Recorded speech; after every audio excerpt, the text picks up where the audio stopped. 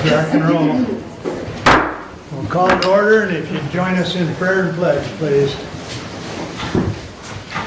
Creator God, we pause before our deliberations today at this unofficial start of summer and in the shadow of the somber traditions of Memorial Weekend. Lord, we thank you for this nation. We thank you for those who defend it, and we thank you for those who died in the service of it. Lord, bless our deliberations today. Give us wisdom, give us patience, and guide over our county. In your name, amen. I pledge allegiance to the flag of the United States of America and to the republic for which it stands, one nation, under God, indivisible, with liberty and justice for all.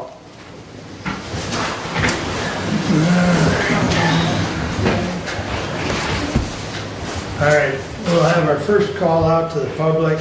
Would anyone like to address the board at this time during public comment? Good morning, gentlemen. My name is Stephanie Scott, as you well know. I'm following up from 2 weeks ago in which I discussed with you an issue that's running through Hillsdale at the moment, Hillsdale County at the moment, in regards to the Fayette election. As you know, I filed the first complaint with the Sheriff's Department, and it did get bumped up to the Michigan State Police. Nothing was done locally. You guys are aware. It's been presented. A second complaint was filed on May 18th. And to date, nothing that I know of has happened, although we have plenty of checks and balances in this county to ensure that elections are actually run legally by our county clerk. So today, what I wanted to hand out to you and read through, I wanted to remind you of the statute which, Brent, you brought to our attention. I'm hoping that by now all of you have read it and realize that you do have some ability to correctly remedy the situation here in Hillsdale. That statute is 46.11. I'm not going to read it again because what it does say, I'll just summarize it. It does say that you guys have the ability to bring in county officers under oath and ask them questions. And I pulled out, so I got a handout for you that I would like to have part of public record. I also brought in the Constitution that defines who the county officers are in this county. And what I did for you is if I were sitting on this board, this is what I would do. And obviously I don't sit on the board and well, I do think about these things. So what I did is put together a list of questions that I would actually bring the sheriff in to ask based on my past experience. It took 22 minutes in the sheriff's office on May 18 for him to even agree to accept my complaint, trying to push me off to the state police. And I reminded him that I was bound over to criminal hearings because, and cited by the Judge Stuyvesant, that I didn't go to the Sheriff's Department. So believe me, I will be going to the Sheriff's Department. But what I did is prepared some questions, and what I'll do is I would like to read them into public record because I think they're relevant to what's going on here in our county. I'm going to start with the last one in the event I run out of time. And the last question that I ask of the sheriff, as well as all of you, is whether we believe that citizens of Hillsdale County deserve legal elections, legally run elections. So I'll just start at the top of my list to get this onto the public record. Was Mr. Abe Dane deputized by the Hillsdale Sheriff's Department? In what capacity? During what period? Did he hold other public office at the time? Is he currently deputized? Sheriff, what is your definition of conflict of interest? I should preclude this and let everybody know that the sheriff refused to investigate due to a conflict of interest, which I've heard previously from him when I submitted an election law complaint and was told at the time it was because he was friends with Abe Dane. To which my comment would be, if we've got county officers, constitutional county officers, that will not do their statutory jobs, one of them has to step down, because that is not how a local county government runs.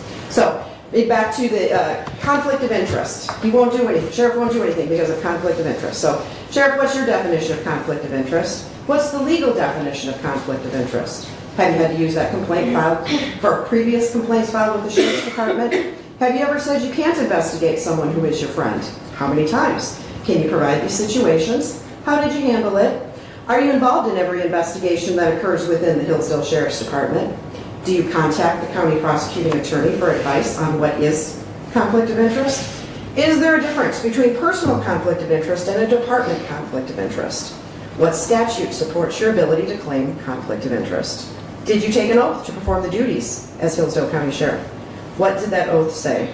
Did your deputies take an oath? If one officer has conflict of interest, does that preclude the entire office from investigating a complaint? What's your personal relationship with Mr. Dane? Do you have shared financial interests? Are you related to each other? Are you related in marriage? Are you able to be impartial and perform the duties of your position? Do you instruct your deputies to be impartial in performing their duties? Do you know the definition of a county officer? Do you know who else is a county officer in Hillsdale County? Do you know the history of the position of a sheriff? Do you have any conflicts with any other county officer in this county? Do you have a conflict of interest with your brother, the district judge, the circuit court judge, someone in your department, the county attorney, the county prosecuting attorney, any of the county commissioners, any township supervisors, any of the township elected officials, any citizens? Is the county sheriff's office a partner to the Michigan State Police? What exactly is the relationship of the Hillsdale County Sheriff's Office to the Michigan State Police? Do you encourage citizens to file complaints directly with the Michigan State Police? Do you have the authority to deny acceptance of a citizen complaint? Does Michigan election law have any provisions for the duties of a police, sheriff, and peace officer with knowledge of violations of MCL 168, which is election law? Did you advise Stephanie Scott you would not accept either or both of her complaints? Did you review the complaints before submitting to the state police? And my final question that is again to the sheriff and to all of you. Do you believe that citizens of Hillsdale County deserve legal elections? Somebody should be looking into this. You guys have a duty.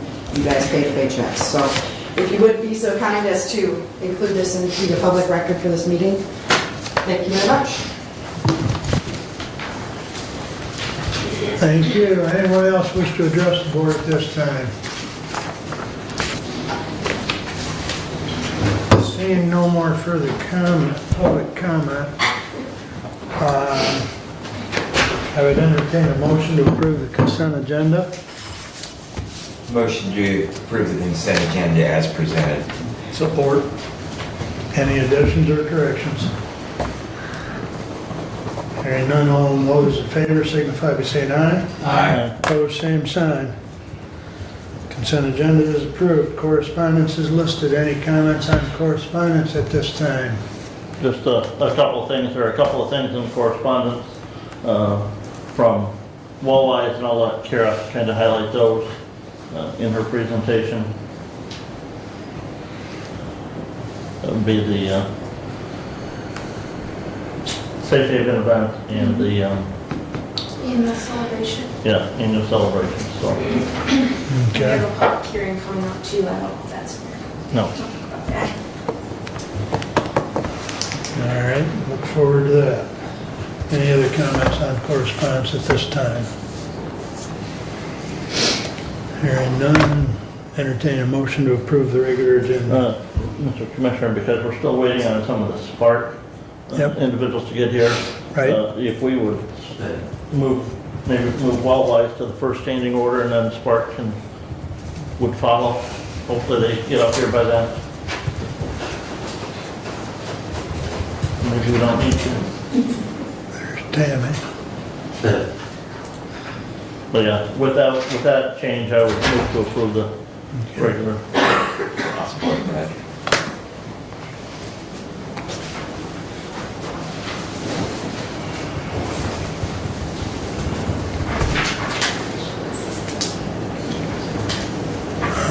Any further changes?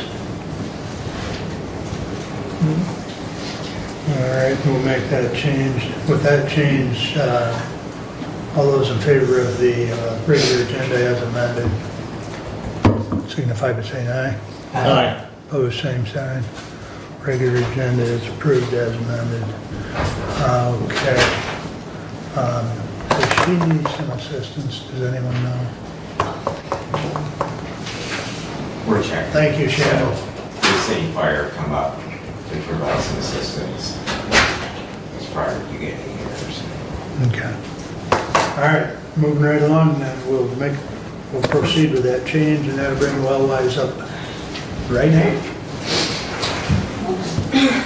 Here's a copy of our annual report too.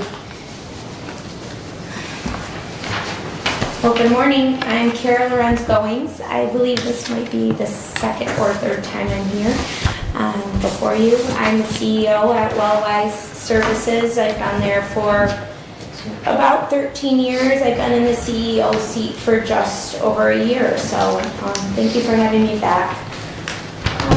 So you can see our contract report is in the packet. Our report details spent Older Americans Act funding in Hillsdale County through April 2026. It's not representative of all budgeted or awarded funds.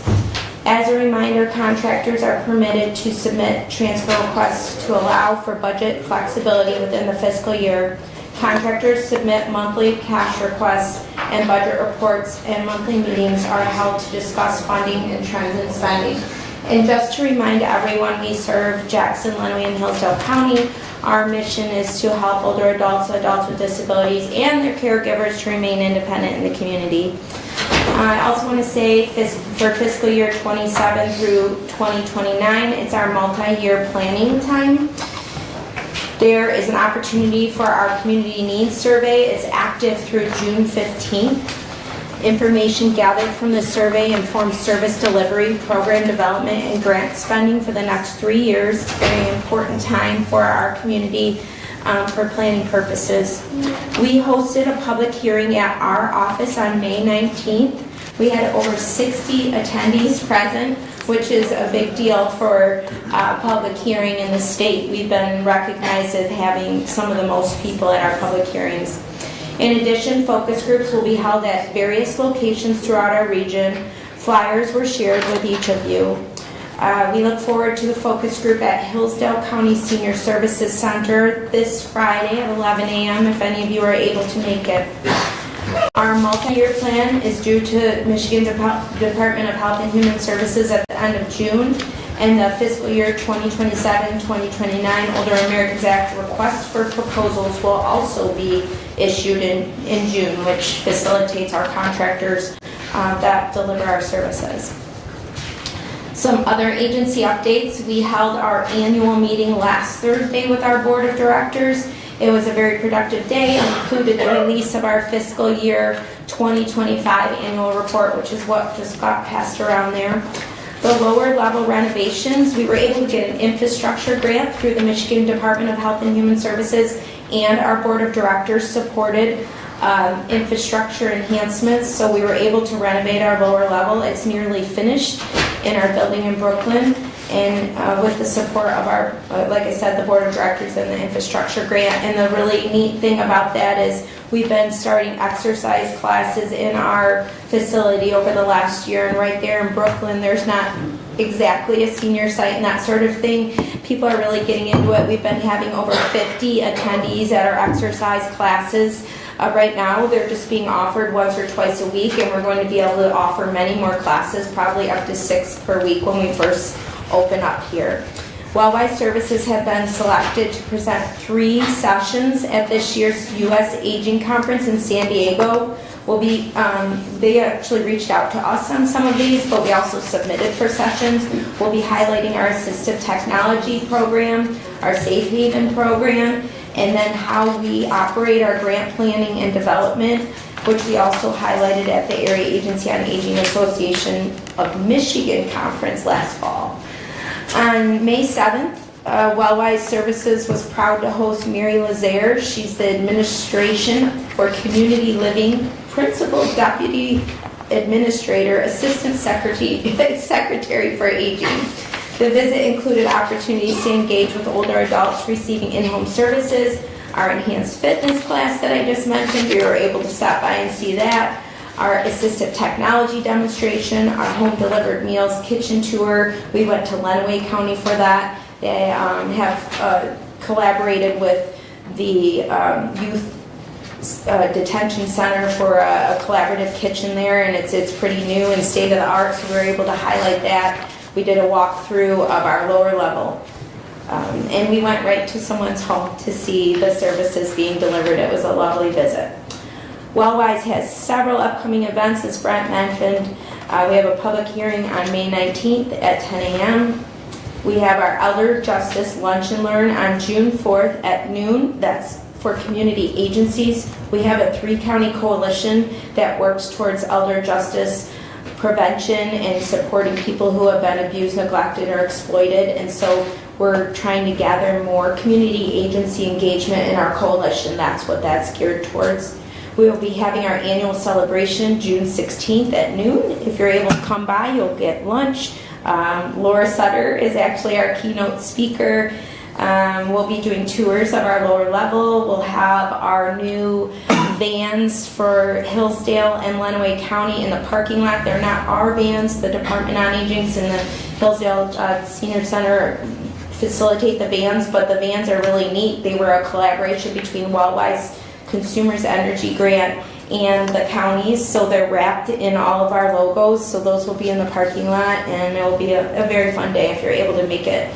We'll also be having our 9th annual Safe Haven benefit on June 24th at 5 p.m. at the Eagle's Nest on Clark Lake there, and it's the one annual benefit we have a year to raise funds, and this Safe Haven program is very important. It's to support adult protective services in our community, again with offering temporary, supportive, immediate help for people who have been abused, neglected, exploited, financially scammed. So that is what that program is. So if you can make that, it'll be a great time. And you should have received flyers and invitations to these events, but you can always reach out with any questions. And that concludes my report. Do you have any questions for me?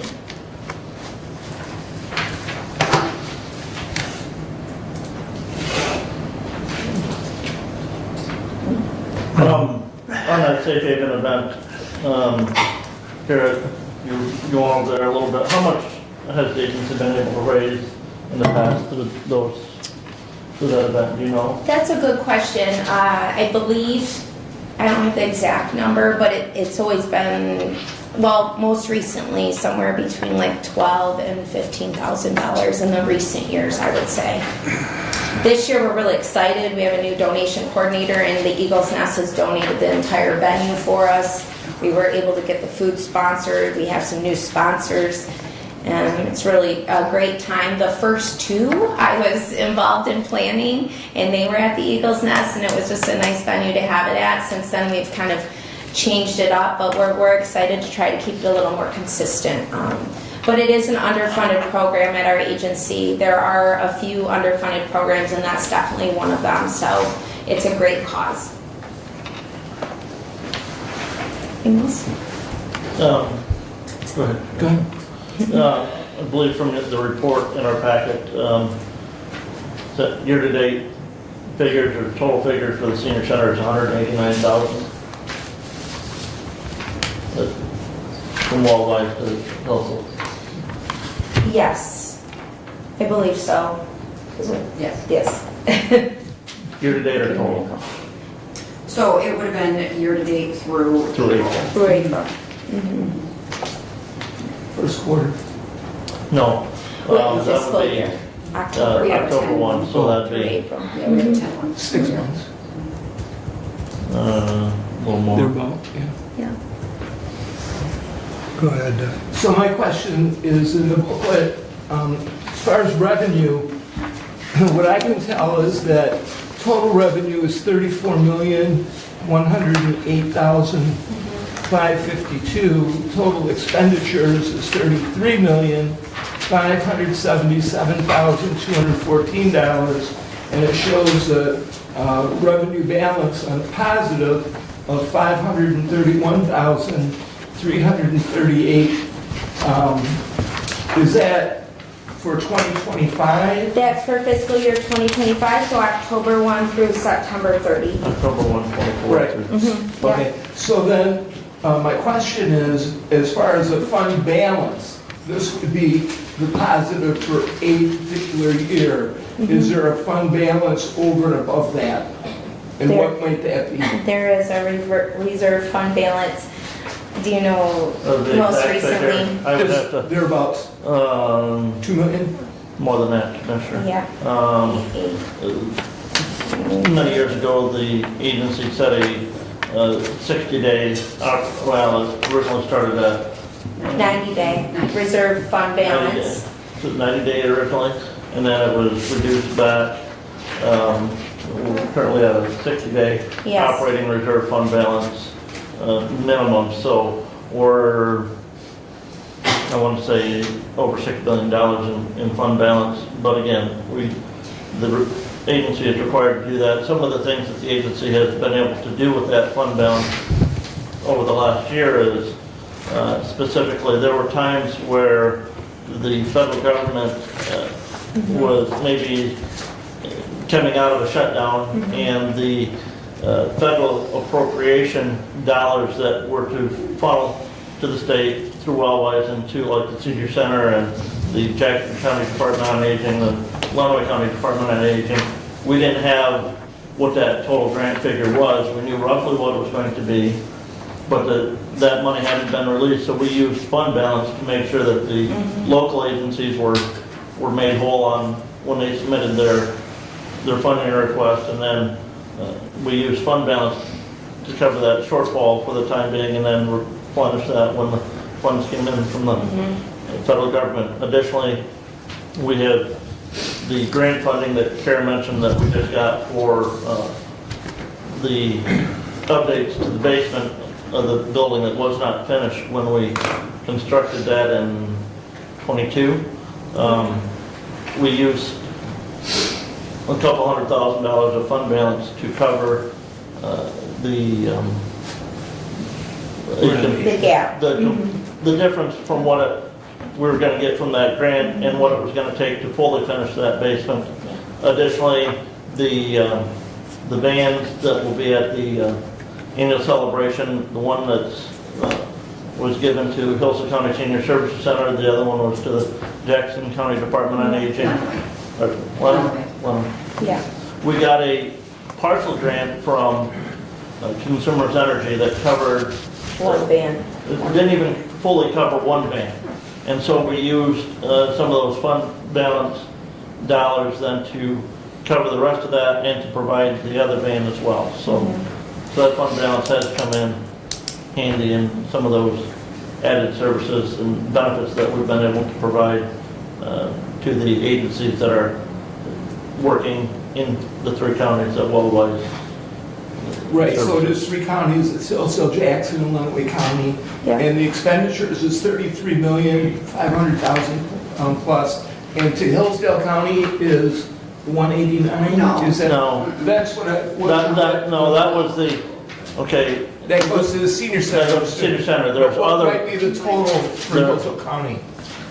Do you need me to stand up? Would you like to stand up? I can hear you.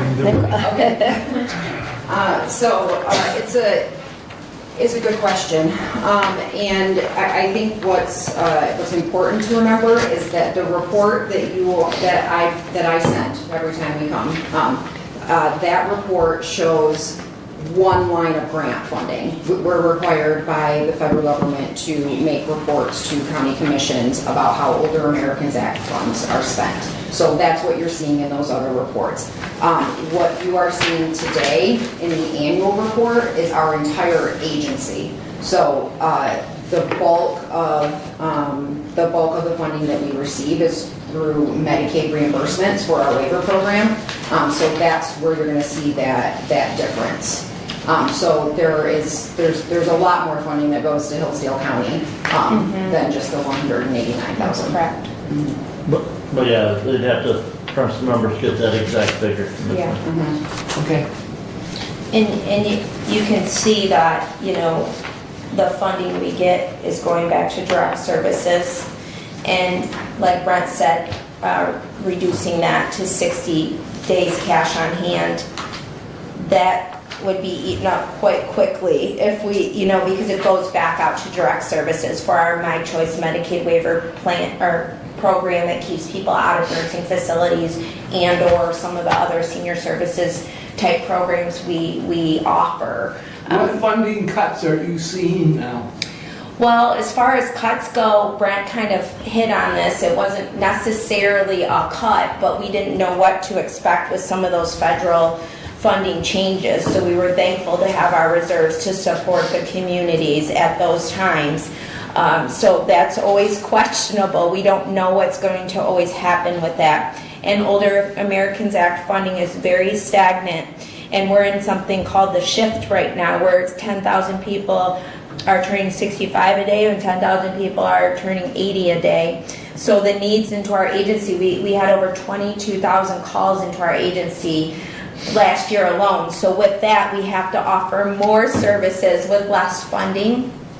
Also, you took care about Medicaid. We don't all know what's going to happen with Medicaid, but that My Choice Waiver Program is a Medicaid waiver, so you can make a little more than straight Medicaid, but it saves our state dollars. So if you're out there advocating, it's very important because people get to age in place, but it's less than half the cost of a nursing facility stay. So we sure hope that there will not be cuts in that long-term supports and services, but we don't ever know exactly what's going to happen next. So we're starting to hear about some of that as they're trying to straighten out the budget, but at the state level, but we don't know exactly what the impact will be at this point. So that is another very important reason.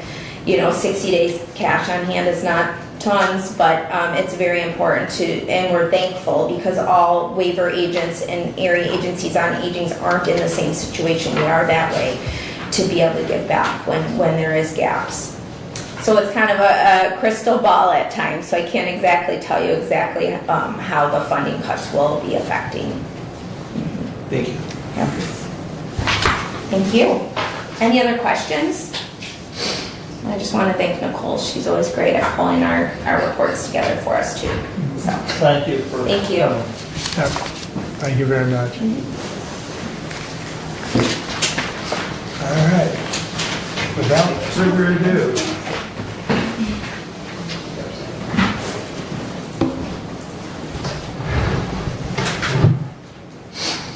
you're up, Tammy.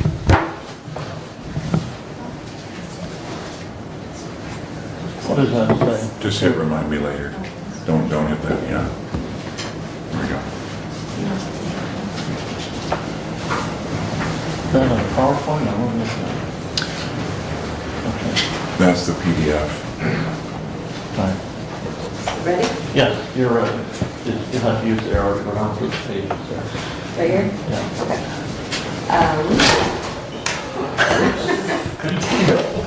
There it goes. It's not just me that goes. Hello, everybody. I'm Tammy Ryan. I'm the Executive Director at Spark, and we've been looking forward to coming to sharing with you what we've been up to with just photography. We didn't bring any cookies, although I believe we owe you some. We didn't bring any plants for you, although we have many on our porch. We started from seed, and we didn't write our bikes down. But what we did bring were our photos and a group of our morning group of photographers. We have some absences because some of us went on an extended camping trip over the weekend. So we have, some of us are going to choose to speak their own piece they wrote, and others will have it read.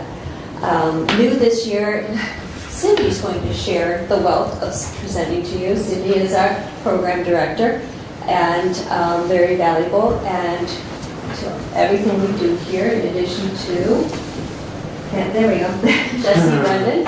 She is our van driver.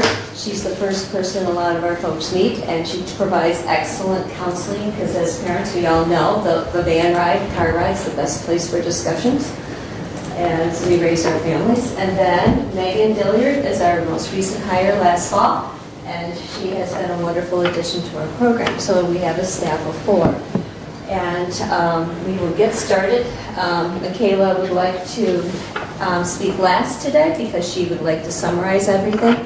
And she's been looking forward to this as well. So I'll introduce Cindy Magda to take over the reins. Good morning. How are you all? Good. Hi. Erica, can I have your list, please? Erica's the keeper of the documents. So at Spark, we do a lot of different activities. Photography is only one of them. And as Tammy said, we didn't bring you any of our plants we planted, or bicycle up here with our trikes that we ride, or bring you cookies from our baking class, or any of our art exhibits from our art classes. So we have a lot of different activities we provide and we enjoy with adult and young adult, basically ID students or people that have developmental disabilities and physical disabilities in our county. So we service the whole county. We have a van that you can see in the picture there that we transport in and around Hillsdale itself. And it is loaded most of the time, fully full with as many people as we can get in there. We do have a lot of participants that their parents or caregivers bring them to our program. So let's get started on our slideshow. Or just arrow down. These ones? Yeah. Okay. That didn't work. Just go straight down. Okay, here we go. All right, so this is an example of some of our artists busy at work in one of our art classes. You can see it's pretty much individualized as far as their capability and desires, what they want to do. We put that into everything. What do you want to do? How do you want to shine? What are your hobbies? What hobbies would you like to gain? So we do a lot of activities that both get them out in the community and help them to nurture their creative side and their side for communication and also for their socialization with each other and those in the community. So we did some paper mache activities. This is for the Christmas party and during Halloween. It's more of our participants expressing their holiday spirit through our art. And then some of our cooking classes. With some of our very famous participants. Some that are absent today that couldn't make it. So making pizza is always a favorite at Spark Kitchen. We try to do it about once a month. And these are some examples of our heart-shaped Valentine pizza that they created during Valentine's week. And we make a lot of different foods, and we try to make all of our foods healthy and in the healthiest form to help them understand basic food groups and help them understand how to prepare food to keep them as healthy as can be. So our gardening, we do organic gardening out at St. Paul's, which is St. Paul's Lutheran Church on West Bacon. They have donated an area for us to put a garden in, and we start from seeds at the building, and we sow them and nurture them and grow them, and right now they're all sitting out on our front porch hardening off so that we can get them out to the garden. It takes a village, it truly does. As you can see, it's a lot to prepare the garden and to get the seeds in, and everybody gets their hands in the dirt. Everybody helps in any way they can to get in there and get things planted. And then we also, there's the sprouts, and then they turn into our produce that we harvest, and we use 90% of our harvest in our kitchen. The other 10%, I would say about maybe 10 to 25% goes home with our participants. So the harvest is fully used, every part of it. We also had activities that are called hang time, which is where we spend time with friends, we get exercise, just do all different kinds of sporting things in the winter. Luckily, we're very blessed that St. Paul's has allowed us to use their church and their facilities, and inside they have a gym, so we are able to use their gym twice a week in the wintertime and get our hang time classes in so that they can experience some health benefits from exercise even in the winter. Although we do spend a lot of time walking in the winter also for our photography classes. I love basketball. Peeps love basketball, don't you? Basketball is their thing. And then in the summer and the spring, we get to get outside in the parking lot at St. Paul's, and we do walking club, and we also do biking 3 days a week. So they really enjoy their trek time. People that don't bike will walk while the others are biking, so everybody's getting exercise and enjoying that. It also helps a great deal with balance, riding the bikes. And then we have cardio drumming that happens on Tuesday evenings, and it's open to the public if anybody were interested in joining cardio drumming class. It is free or by donation, and the donations are our drummer, who is Dayton, donates it all right back to Spark. So the donations go back to help our participants be able to be in our programs and to keep our programs going. It's a great workout. And here is some pictures from our Christmas party. It's a huge event every year. How many people attended our Christmas party this year, Tammy? 80-something? No, that was a dance. That was a The dance. was actually on that. That Okay. was 40. 40 at It's not all Christmas the party. building can handle. Yeah, our building is not real big. So we have a lot of friendships that build throughout all of our programs, but we specifically have this young group of young ladies that are all in their 20s. We call it our 20-something group, and they get a chance to go out in the community every week to do things that 20-something young people do. Go out, sit at the coffee shop, chat, do crafting things together, cook together. So they get together once a week, and they've truly enjoyed the 20-something group. We have college volunteers that come and help us out with that group. Also, the college volunteers come and help us with other groups throughout the year too, from the cooking classes to the art classes to the hang time groups. They just help throughout the year. They're invaluable. And then here's what you're here to see today, our photography. Our photography group is very popular. It's always full. We have 8 cameras, I believe now, that our students use. And some of our students have gotten so into photography that their family members or they themselves have saved up to purchase their own 35mm camera. And they're bringing their own cameras with them every week and taking photos with that. So they go out in the community. We take pictures of many of the area parks and rec areas. We go around the city. We take pictures of flowers and wildlife and a lot of pictures of geese and swans at the rearing ponds. And then we come back to the building and we look at those pictures on our large screen television and our large screen computer screen. And they get to critique them a little bit and do a little bit of editing on them. And then those photographs that they take personally, they also get to pick 12 of their favorites, and we turn those into a calendar throughout the year, and they get to purchase those. They get one free, and then they get to purchase extras if they want to give them as gifts. So they get a hard copy of a beautiful camera, or a beautiful calendar with all their photos on it towards the end of the year. And they really look forward to that.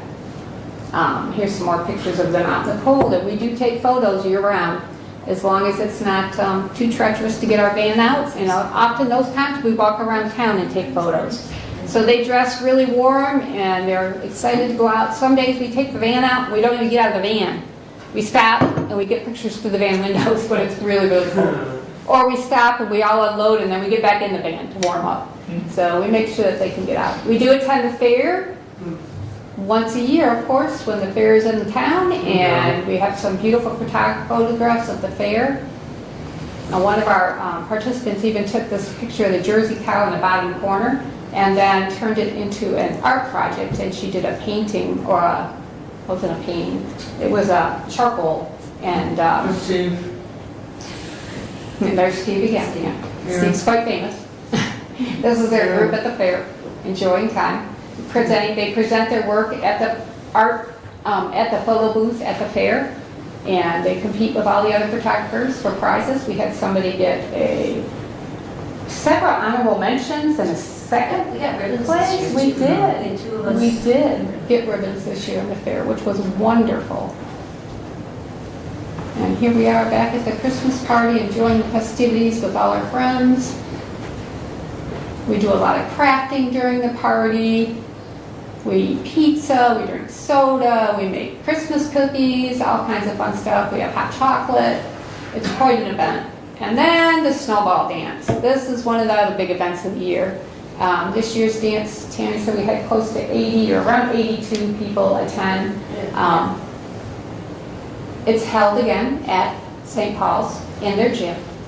And we spend a lot of time preparing for this dance. A lot of decorations are made the months prior. These guys pour their heart and soul into getting ready for the dance.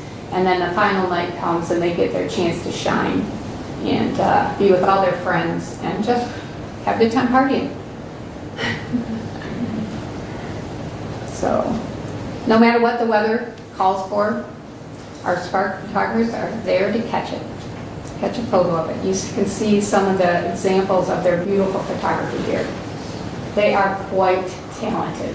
They catch things and different views of things that we would never imagine to snap a picture of. And many times the things they're taking pictures of, we think, oh, that's kind of odd, but then you get them in there and you look at them and they're really artistic.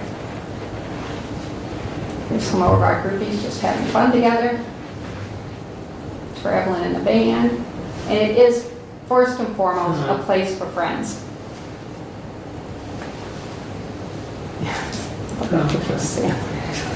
Same. I can't look at that without laughing. Oh, here's another group of our groups. As you can see with all the smiles and all these photos, we do have a good time. Every day, we get to, as adults, go to work and have fun. Laughs and smiles all around.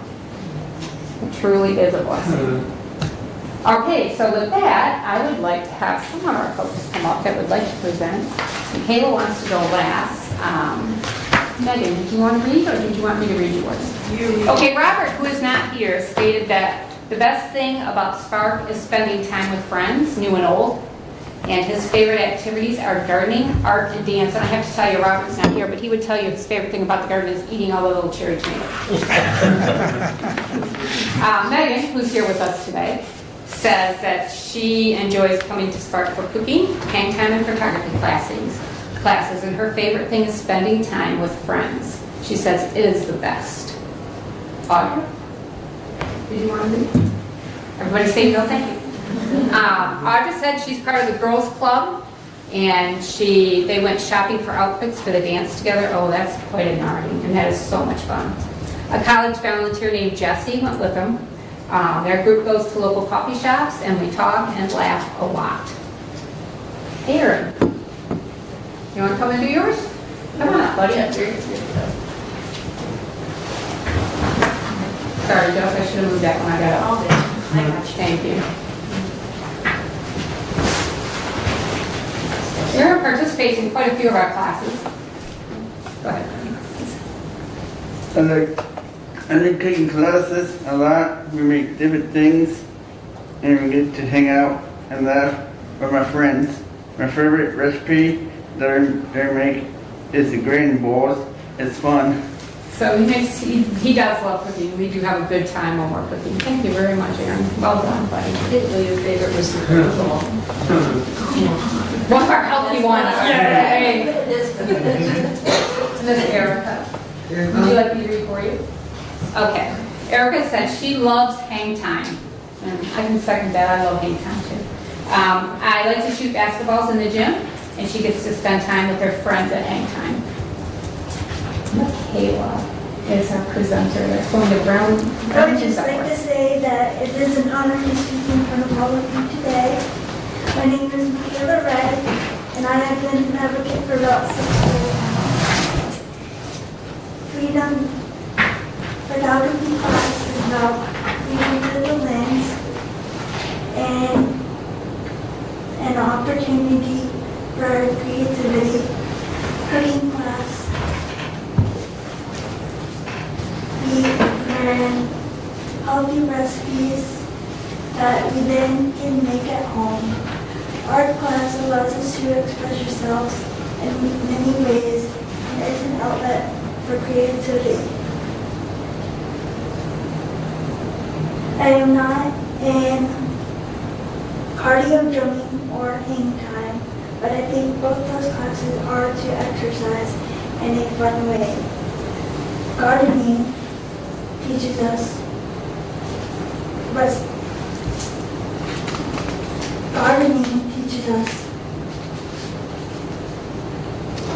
where food comes from and how to prepare food in a healthy way. The yearly dance is also great because it allows all the participants to come together and have fun. Sparks is a way for me to have independence, have friends, and be out in the community. It helps you mentally and physically. Cerebral palsy, or CP, is caused by loss of oxygen to the brain. Just thank you for your time. Okay. Do we have any questions? Anybody would like to ask our folks, or myself, or Miss Tammy? Or Jess? I just want to thank you all for coming. It's great to see you, and great to see how much you enjoy your classes and your work in photography. So thank you for coming. Thank you for the open invitation. Yes. We really look forward to this. Yeah. They do some pretty spectacular things, and they should all be proud of their work in photography. I have some samples around and you can see what 6 years has done. It's incredible. They've come leaps and bounds. Yeah, we really have. I just thought of something. If it wasn't for this program, I literally wouldn't have a social life. I've learned so much about myself. Just being able to open up, even saying hello, it helps me emotionally, physically, even with my family. I'm going on a vacation later this week. Just being able to go to a respite program each year, each month, each week, you know, it just opens so many doors even with my friends. So each day even, you know, I just grow even more. So, and I know it's the same for my friends. So if it wasn't for Mrs. Ryan and the whole staff, we wouldn't be the people we are today. So I'm just so grateful. And I know they feel the same way. So. Very well said. Thank you. Brad, can you let the emergency unit know that they can come back? Yeah. Thank you. Commissioner, should we just take a recess till they, That sounds like a good idea. We'll take 5-minute recess. or, because I don't see our next presenter here yet either. Right, right. You are correct.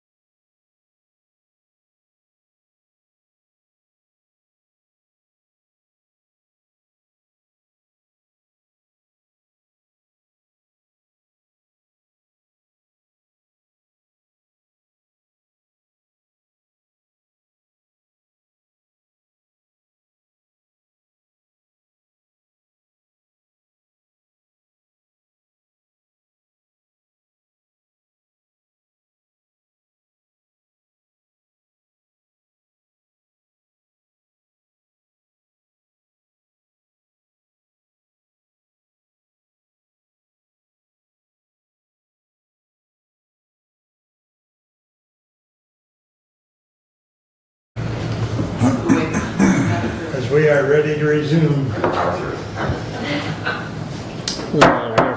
We still are, I mean, We're what? I'm sure he's paying attention, he's usually pretty quick. Scout will get us back going here. You text me. Yeah, he's on. We're back on? All right, very good. Our other standing order had an emergency, so she is unable to present today, but will be on the agenda on June 9th, as confirmed by Commissioner Collins. So, with that said, we will move into our committee reports, and Mr. Leininger, you are first. Resolution 26-059. To the Honorable Board of Commissioners, whereas on December 23rd, 2025, the Hillsdale County Board of Commissioners held a public hearing for the purpose of reviewing the proposed 2026 county budgets. And whereas the 2026 general fund budget was approved by Resolution 25-175, and the 2026 special revenue funds and debt retirement funds were approved by Resolution 25-176, with the intent of the Hillsdale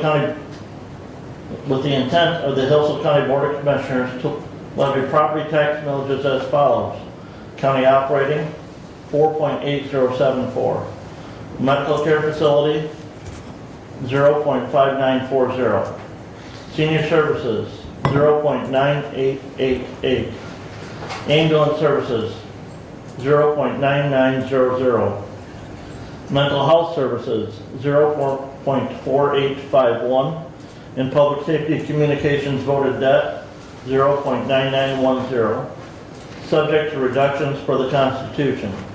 And whereas after application of the reduction fraction required by MCL 211.34D, the 2026 maximum rate for each millage, subject to the required reduction, are as follows: county operating 4.7905, medical care facility 0.5919, senior services 0.9853, ambulance services 0.9865, mental health services 0.4834, and whereas the public safety communications voted debt will require a levy of 0.9300 to fulfill the debt service, and whereas pursuant to MCL 211.24E and MCL 141.436, the board did hold a public hearing on its proposed 2026 budget and specifically complied with Section 16 of the Uniform Budgeting and Accounting Act, allowing the board to levy the maximum millage without further hearings. Now therefore be it resolved that the Hillsdale County Board of Commissioners approve the following report and spreading of the county taxes for the year 2026. The allocated county operating tax of 4.7905, tax revenue for general operating purposes from the ad valorem taxable value of $2,131,983,726 is $10,213,268.03.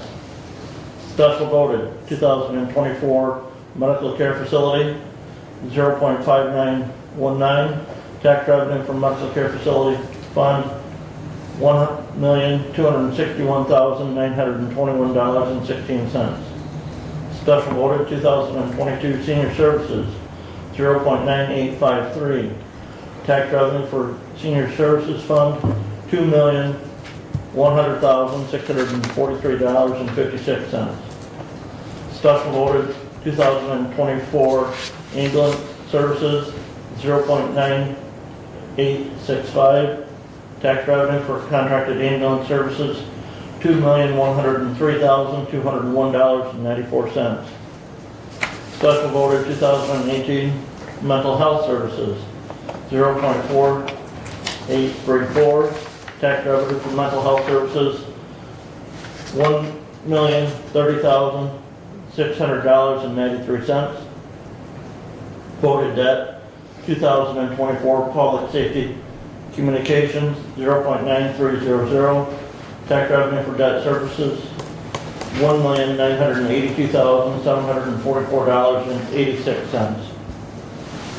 Be it further resolved that the board chair and county clerk are authorized to sign the 2026 tax request form L4029 and transmit a copy to each of the 18 townships in 4 cities in Hillsdale County to ensure the spreading of the approved millages on each of the township and cities 2026 rules. I move for adoption.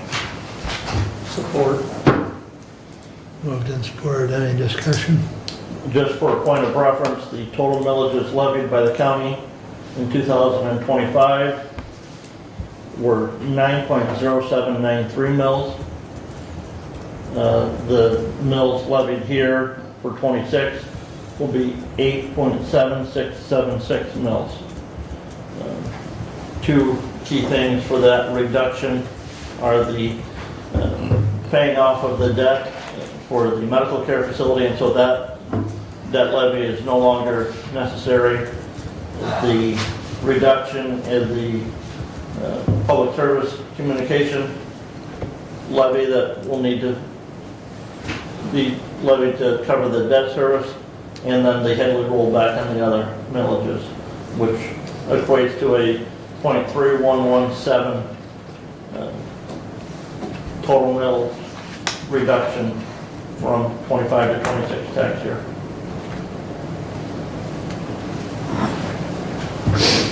This will be our second year collecting the public safety radio for a village. Yes, Commissioner. Thank you, Commissioner. That would be 8 more than we would have after this, correct? No, Commissioner, there will only be 7 more because those bonds can only be active for 10 years, and so we have to actually pay, because when they were issued, we have to have them paid back, and so there will only be 9 actual total millage levies. Okay. Thank you. Any other questions or comments pertaining to the resolution? Roll call, please. Commissioner Ingles? Yes. Commissioner Collins? Yes. Commissioner Wiley? Yes. Commissioner Benzee? Yes. Commissioner Leininger? Yes. Passes 5-0. Please continue. Next action item is Resolution 26-060.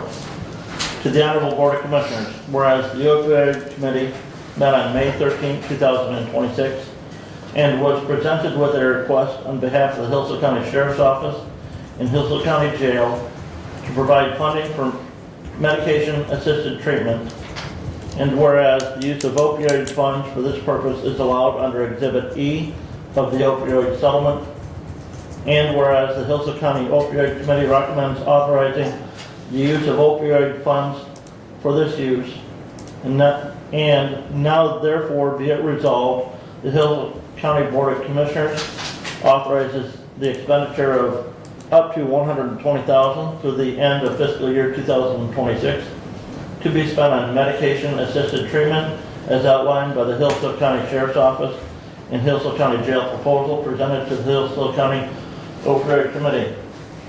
And be it further resolved, the Hillsdale County Board of Commissioners authorizes a budget amendment to increase line 287-00.00-802.000 MAT jail program by $120,000. Respectfully submitted, and I move for adoption. Support. In the packet, Commissioners, you will see an invoice that the county has received. We have not paid it yet for some of this medication-assisted treatment. This is for an injectable treatment that's given once a month to inmates, and the current cost on that is approximately $2,230 per month per injection. The Sheriff's Office is hoping to try and find a way to get that a little cheaper, but it's still an expensive item. And if we continue to pay for this out of our general fund, just this invoice itself is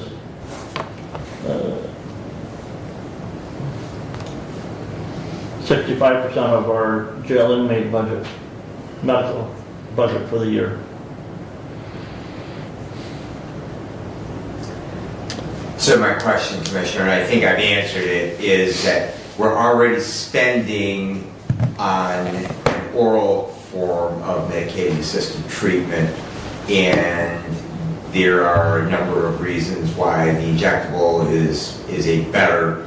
One of them is because it's once a month rather than once a week. But the total cost of the program is the funds that we're supplementing by this budget amendment, plus the funds we are already expending, or will this actually replace the? No, some of the other existing ongoing with the oral will still continue to be paid for out of the general fund. This is looking specifically at the injectable treatment, Commissioner, because of that drastically increased cost. Some of the reasons and switching to the injectable is it's done on select inmates that have maybe found a way to not or to divert that oral option, so making sure that they still get the treatment, and again, it does reduce manpower need for this. So, Thank you. Go ahead, Doug. Is it anticipated that this will be an annual request, or do we not know yet? Or, since he's looking at other options of, maybe finding less expensive, so this is a one-time request? currently, Commissioner, it's a one-time request.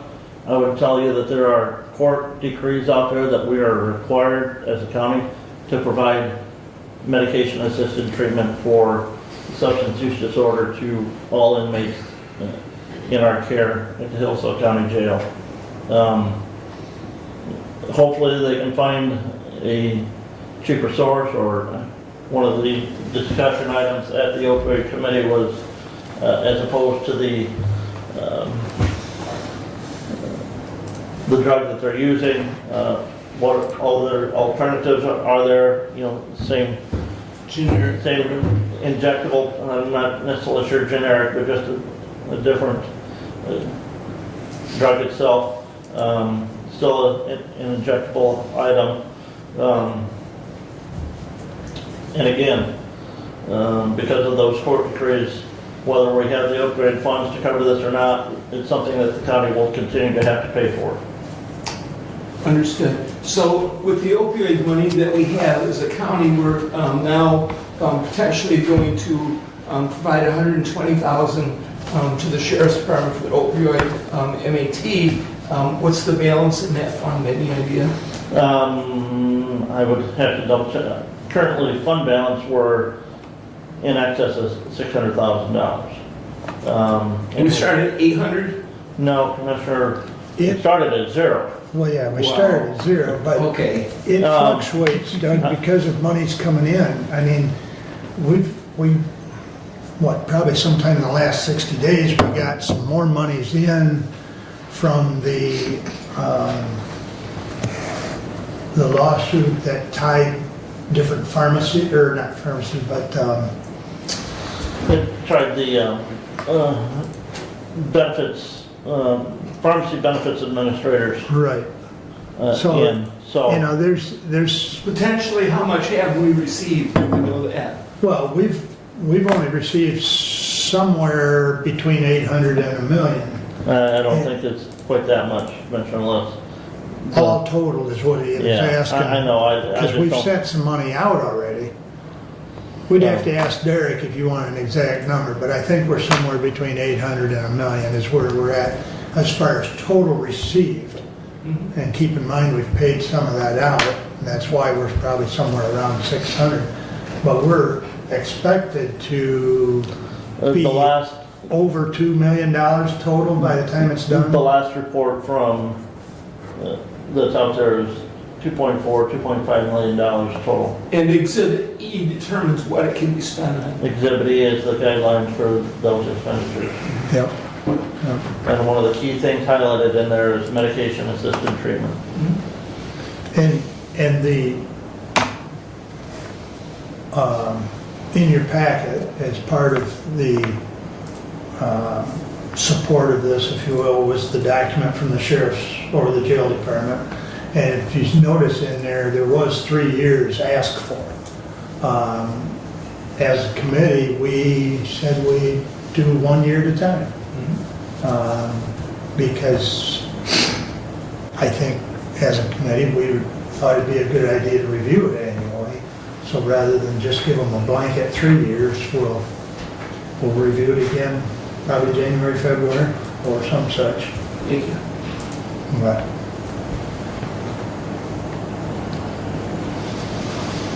any other questions or comments on the resolution? If you give me a second, Commissioner, from last year's budget, I'll be able to tell you what's what fund? 287.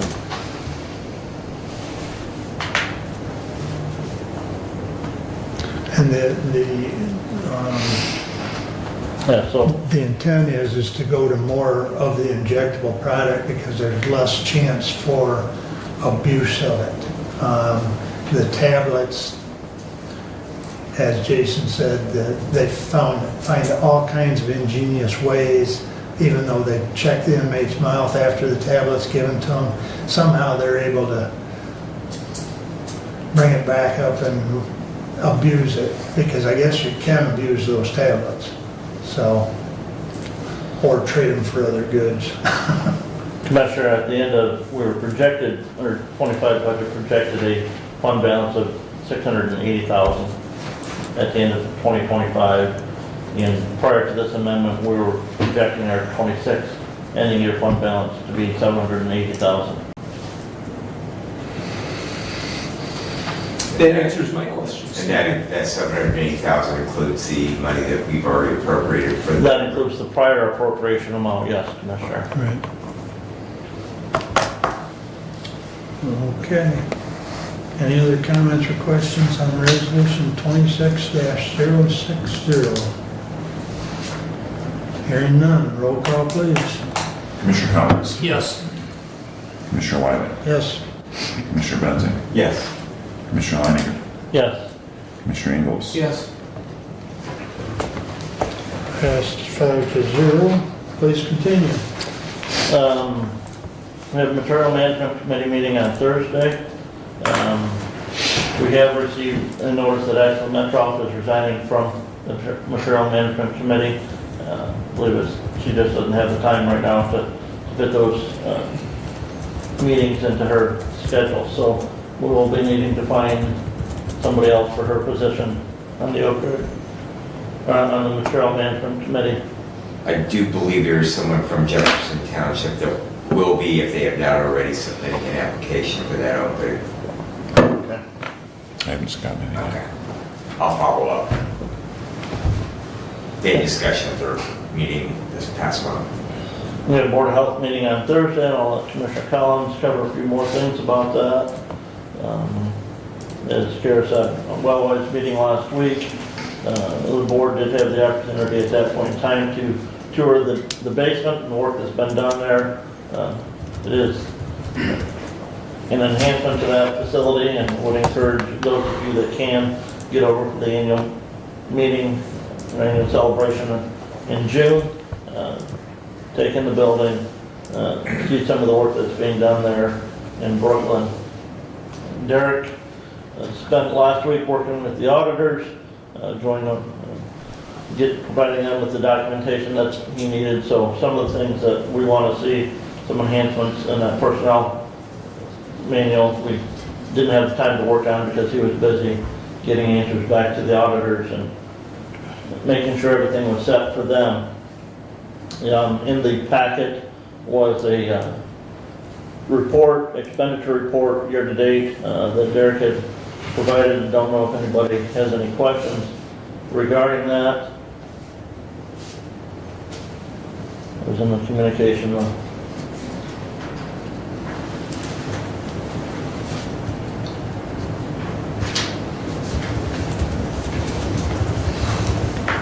If not, I do not have anything else this time. Okay. Any further questions? Doug, you're up next, please. Thank you. The road, parks, and EDP reports are in correspondence.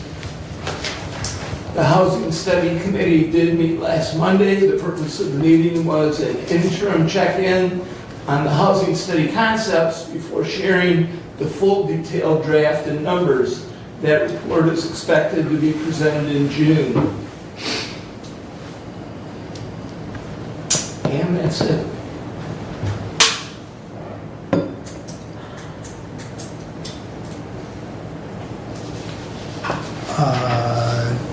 Brining, when are they gonna start, or have they already? They have the schedule, they scrape first and then they follow with the brining. I believe they're starting in the northeast quadrant and they work their way across, and that has either begun or about to begin because they're trying to get that first round done before the 4th of July. Okay, thank you.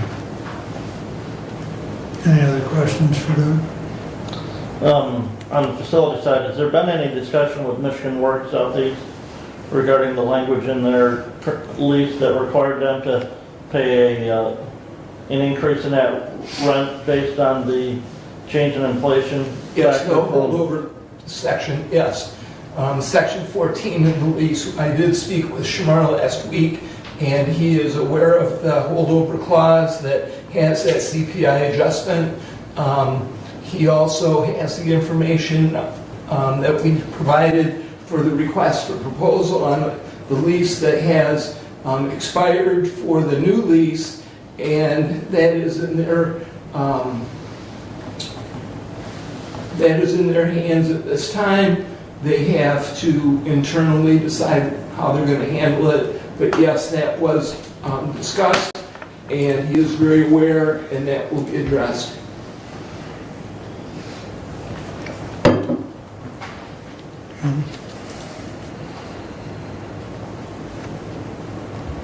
Anything else for Doug? All right, Kevin? At the Board of Health meeting, or our financial meeting, we talked about financing for a new roof for the Hillsdale Health Department. And we're looking at going with the standing seam, the metal, and we need to get estimates and figure out where we stand with the thing, and they're looking at maybe next year of doing that. And at Hillsdale Prevention Works, we're, it just started back up again, so we're kind of moving slow, but we're trying to figure out which age group that we want to target, or which age groups we want to target for vaping, drinking, smoking, and we want to know if we have a subcommittee now, which I'm part of, and we're going to meet today at 1 o'clock via Zoom to discuss that, and that's all I have. Any questions for Kevin? All right, moving right along, Brad. All right, I will start out with my action item, 26061, to the Honorable Board of Commissioners.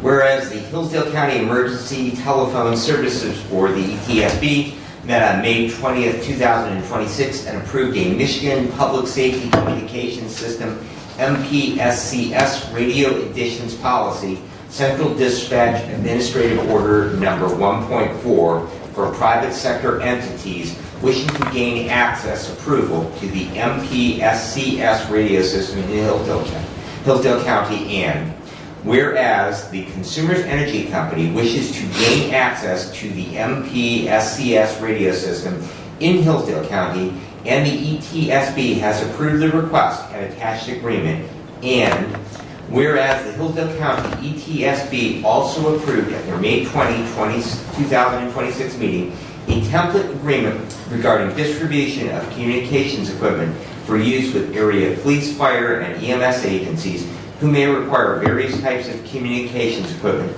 specific to the new 800 megahertz emergency radio system. Now therefore be it resolved that the Hillsdale County Board of Commissioners authorizes the chair to sign the aforementioned and attached agreement between the County of Hillsdale and Consumers Energy Company.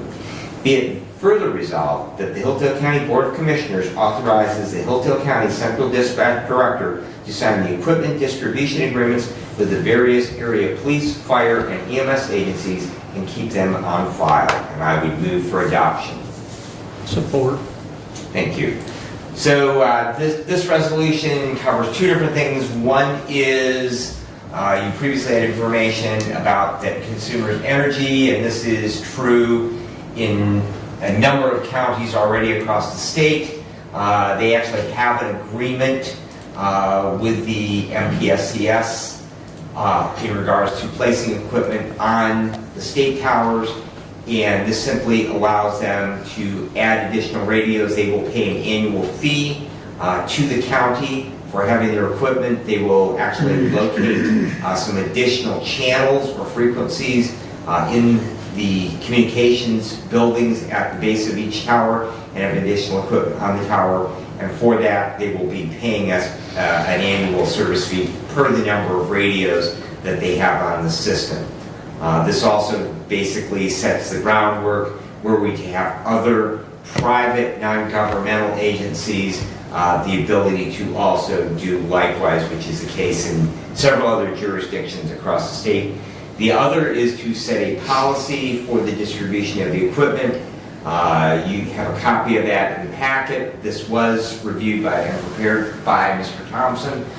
Basically, it is for the agencies, police, fire, and EMS, that will be receiving both mobile and portable radios for their various agencies, and that their responsibilities and the county responsibilities, once that equipment is transferred, basically they will then be responsible for any warranty or out of warranty repairs or replacements on that equipment that they is turned over to them, and also makes it very clear that this is a one-time program. We did have some discussions because Jackson County did this about 10 years ago, and they are now to the point of needing new equipment, upgraded equipment, and there was not a general, but from some agencies, an expectation, well, you gave us radios previously, you should give us new radios again, and we shouldn't have to pay for them. And the idea is also that this just reinforces and places in writing that this is a one-time deal funded by the voter-approved bond proposal, and we will not have a funding source, and we will not be planning on providing new equipment to these agencies again. And I know Mr. Whitaker is here with us. I will be happy to try and answer any questions, but I'm sure that he would be willing to do so as well. And Thomas, do you have any additional input that you would like to add to this? Just that the Consumers Energy agreement was prepared by Cole Soper, so that's been through legal. From that, I don't, any questions you guys have? Okay. It was emailed out to the group for review. The question that I have is, why are these are two different separate items. Why are they covered on one resolution? Just simply, they're both dealing with the same. Commissioner, one is dealing with letting somebody else add onto our system, and one is dealing with approving a contract that an agreement that we're gonna sign between the county and all the local units that are receiving equipment. Those are two separate things. I did forward this to Abe, because I wasn't sure how to write this, so Abe and I discussed it and thought it would be okay if we did it under one, but it's up to the body on how you guys want to proceed with it. So. I concur. We were just trying to combine like items. Now, are they alike? Yes and no. But we were just trying to streamline our business activity, if you will. If you want them broke out in two separate, we can certainly do that. I'm sure the clerk could provide us a separate resolution number, or we can simply remove that portion of it And we can pass that by motion today, followed up by a resolution on your consent at our next session. Or we can do them both together and accomplish, 2 for 1. I mean, both are, while they're separate and the same, as you just said, the likelihood is they're both going to be passed. Let's do them together. That would be my input. I appreciate that, because that was our thought when we discussed it collectively, so. So I would proceed. Is there a desire to split them, or are we gonna proceed? I'm good with them being together. When I initially looked at them, I had kind of the same question, and I said, it seems like we're simply just getting this passed. We have the documents are part of the resolution. It's very, very clear that we're doing two different things, but from an administration standpoint, this just streamlines the process. That was the intent. Further discussion? Well, I will not be voting for this. I do not think we should be allowing consumers energy access to our system. I know they say, well, they've done it with other individuals. To me, I don't feel the taxpayers should be bearing the burden of building a system for consumers energy to tack onto.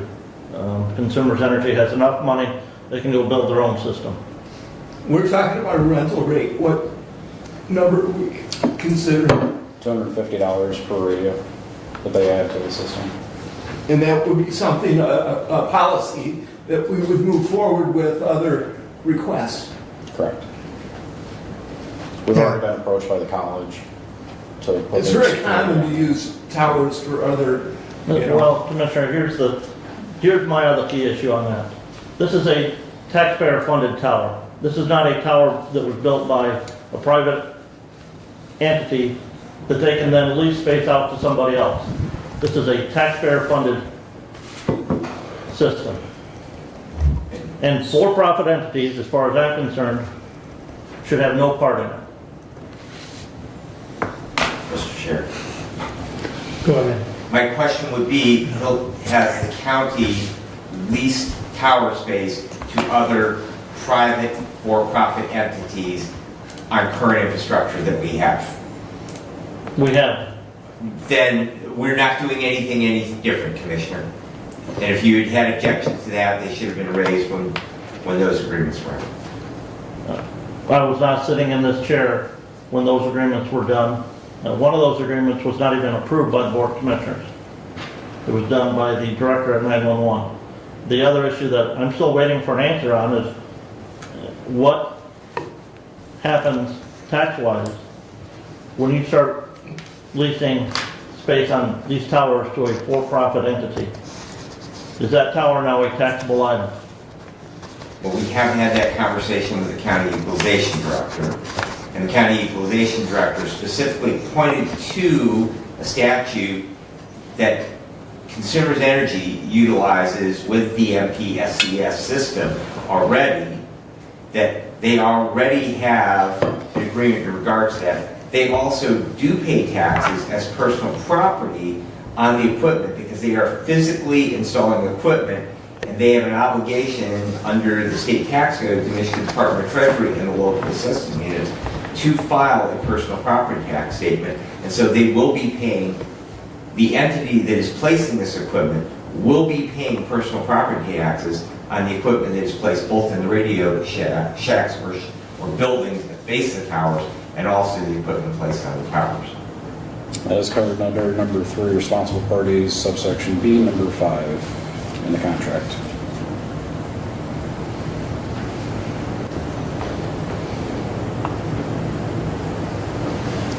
The objections are noted. Go ahead, Kevin. If we get Consumers Energy on there, and then you get one or two more entities, and then the towers get overloaded, how will you do the cuts? So public safety is top priority, regardless if somebody's talking on one of those talkers or not. A public safety entity can bump them off the system to have priority traffic. The other thing we do is we do a grade of service, which has to be met. And MPSCS does that grade of service, and then they make recommendations if additional channels are needed or how that's gonna go. If additional channels are needed, that agency would have to upgrade our system to meet their needs and our needs. So there is a safety cap in there also. And as part of that agreement, consumers is adding 2 additional channels, correct? Correct.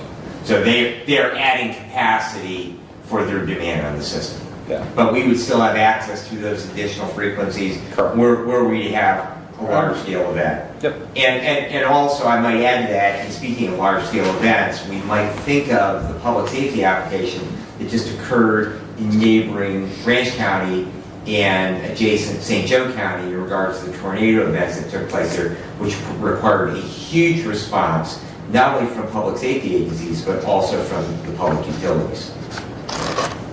And they had to be able to communicate as part of that process.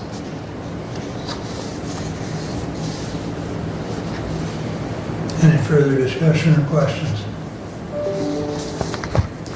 Roll call, please. Commissioner Wiley, Yes. Commissioner Benzing, Yes. Commissioner Leininger, No. Commissioner Ingles, Yes. Commissioner Collins. Yes. Passes 4-1. Thank you, Commissioners. Thank you. Thanks. All right, as part of this resolution, the ETSB did meet on May the 20th. We will be moving law enforcement over to the new 800 megahertz system. Installations are complete. Distributions of their handheld radios are complete, and they will be moving over. Once testing is complete on that move, we will be removing what is called a VHF to 800 megahertz patch. And so, just as a note, as you are talking to constituents, that this will be the first drop-off from those scanners that people might have in their homes and are able to hear those public safety communications. They will no longer be able to hear them on those VHF scanners. And so, if they wish to continue to monitor those public frequencies, they will have to purchase a new scanner that is called a trunking scanner, and that information as far as those frequencies will be available publicly on a number of sites.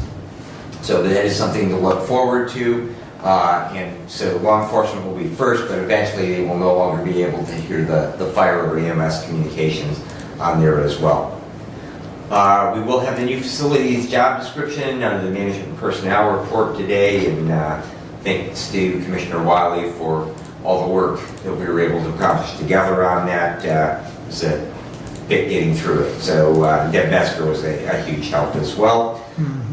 This Friday, following our department heads meeting, I'm going to be working with our emergency management director. We will be visiting various county offices to check the contents of our county first aid kits, and also see if our naloxone supplies require updating in them. So we do have a source through the state that makes naloxone available, and we have refreshed that supply.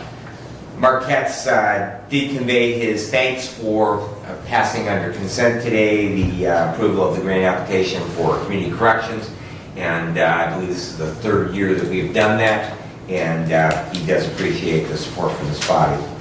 Over the weekend, Friday and Saturday, I traveled to Traverse City and did have the opportunity to observe the Bayshore Marathon in Traverse City. That's an annual event there.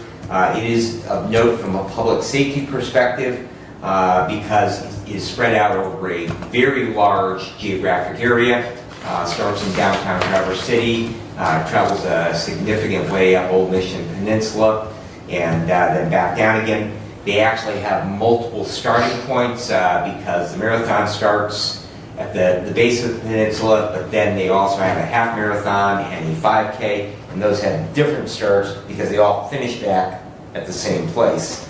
So very, very interesting, the bringing together of police, fire, and EMS across multiple jurisdictions and agencies because they have quite a bit of overlap in county, Peninsula Fire Department, and their EMS department MMR is a local ambulance provider there, and we had a couple of ambulances there on site at the high school. So it was a really good demonstration of how that the unified command system across multiple agencies in a large-scale event, and particularly a large-scale outdoor and very widely dispersed event takes place. And I'm happy to report that that was a very, very well-run and well-executed event. And that completes my report unless there are questions. Go ahead. Did they close down roads on Mission Point? They did. Mission, They did. So they actually had quite a few school buses they brought in to provide transportation. Residents in that area, they weren't able to get out. They were told that they would not be able. So yes, they did have the road shut down for that. Probably a 3-hour window, 4-hour Yeah, maybe. yeah. So From they, the morning till noon or whatever. right, time before, I believe the start of the marathon was 7:15. Yeah. And so it was like from 0600, and then took it down to past noon. Yeah. So, Nice. To your point, we found out yesterday that Spring Arbor must have a Memorial Day parade. they do. We had to navigate around that when we were called there. We got through just before it started, but everybody was lined up, and I told Charlotte, just wave. You know. We were traveling to Mason, but yeah. Anyways, any other questions for Brad? All right. I'll start off with my action item then. 26-062 to the Honorable Board of Commissioners, whereas the Personnel Committee recommends creating the position of Facilities Administrative Coordinator, and whereas when applying the employee classification scoring tool to the new position based on the attached job description, the position has scored the score that warrants a grade 6. And whereas Deb Metzer currently works in the facilities department and has already been covering the duties outlined in the job description, and now therefore be it resolved that the Hillsdale County Board of Commissioners authorize approval of the attached job description for creation of the Facilities Administrative Coordinator at grade 6, step 1. Be it further resolved that the Hillsdale County Board of Commissioners authorize current employee Deb Metzger to be promoted into the position of Facilities Administrative Coordinator and will be compensated at grade 6, step 1, effective today, May 26, 2026. Respectfully submitted. And I'll support that. Thank you, sir.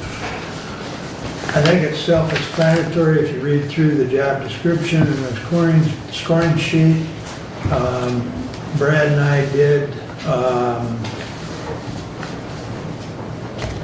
score it independently, and then we went through it together, and we came up with what you see in your packet.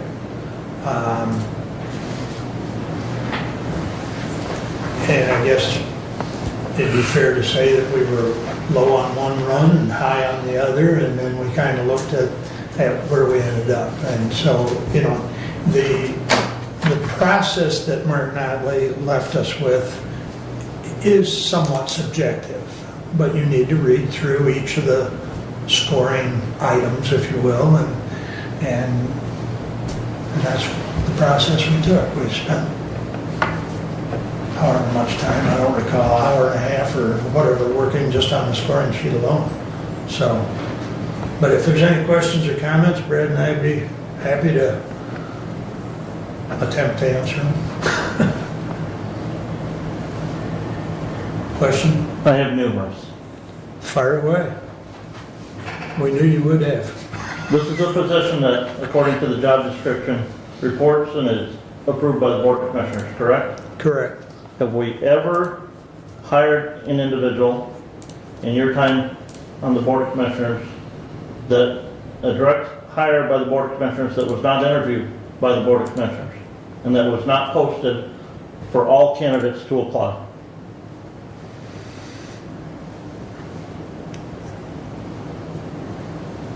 No, but this is an internal promotion. No, Commissioner, we're creating a new position, Okay. okay? The qualification starts out high school diploma, training in management, budgeting, and communication. So anybody that has a high school diploma, and to me, anybody who has taken accounting courses through the tech school or through vocational education to their junior and senior years in high school is a qualified individual.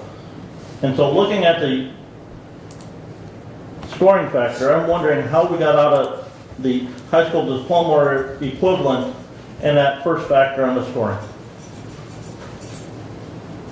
Job description, high school diploma, training in management, budgeting, and communication. How do we go to vocational trade school or some college, business school, or other specialized training less than an associate's degree on factor 1 in the scoring?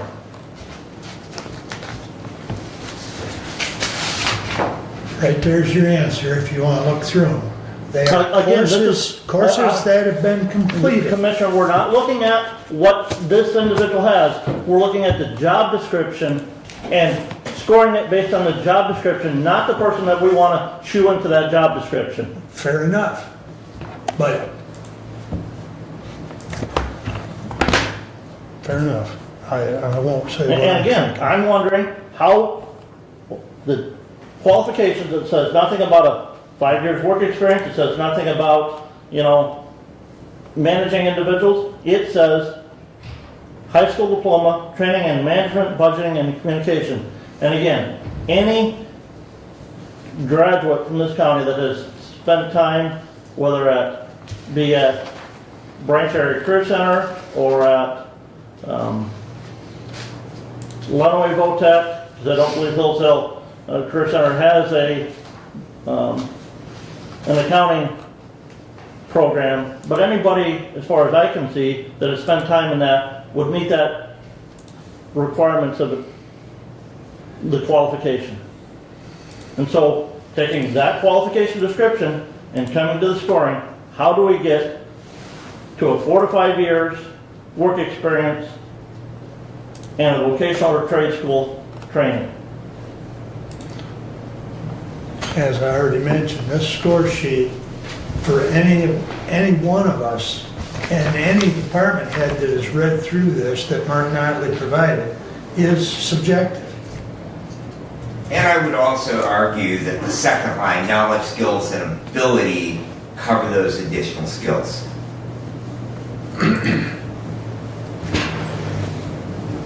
Okay. Going on. In the job description, it says, one of the items, supervise assigned personnel. So what personnel are going to be assigned to this position?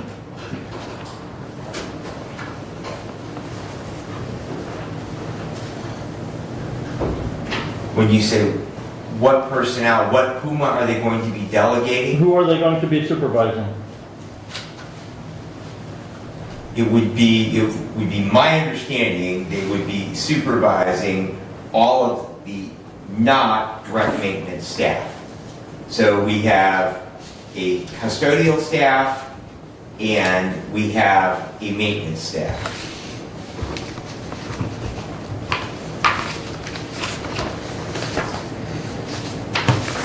Okay.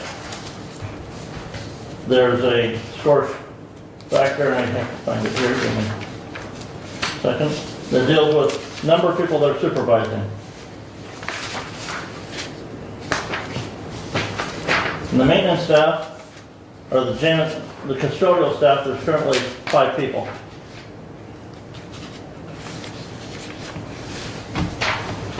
And the factor uses 6 to 15 as far as the number of people they're supervising.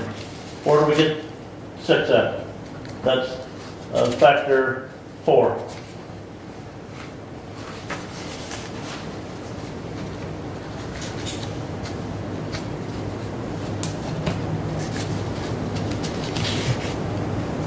When we looked at that, we looked at the entire staff. Again, but again, who are they supervising? You've got a facilities department made up of, We currently have a facilities department made up of a deputy who is on paid administrative leave. You have other maintenance staff, and then you have janitors. okay, So who is this person supervising, and how do we get to a column 2 when we're only at 5 janitors counting this person right now? we're talking about the facilities department, we're not specifically talking about I'm going just to the job description and the scoring for the job description, Commissioner. We have 5 janitors. Okay, If this person is going to supervise those, how do we go to column 2 on factor 4?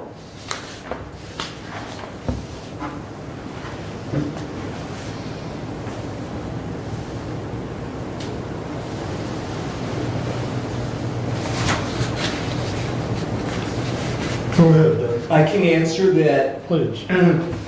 that what Commissioner Langer calls the janitor staff, which are custodians, is absolutely direct supervision by this facilities administrator.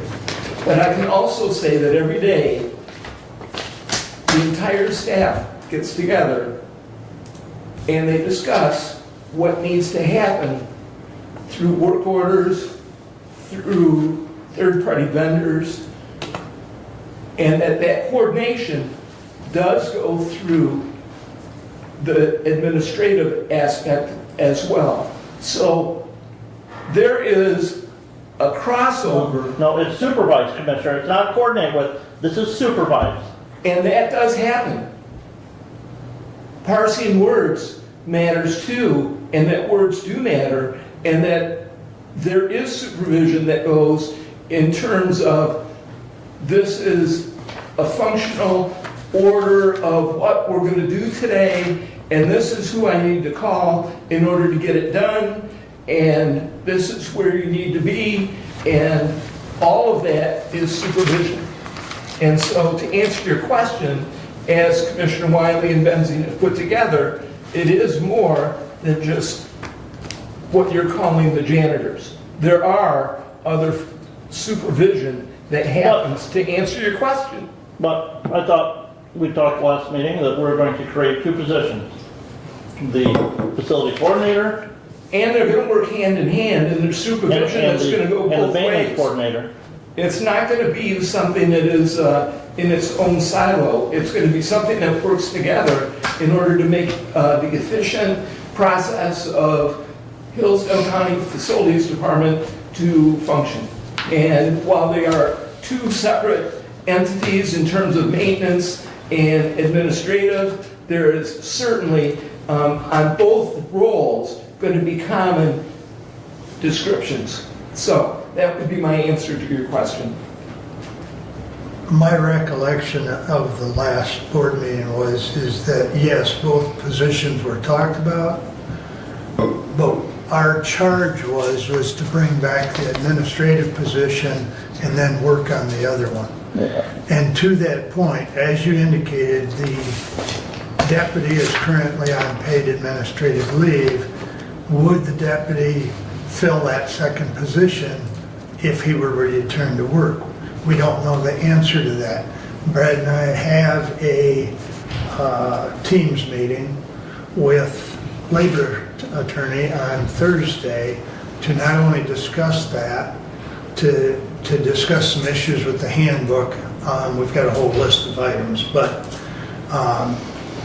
so once we have that discussion, we will continue our work, if you will, on that second position that you indicate.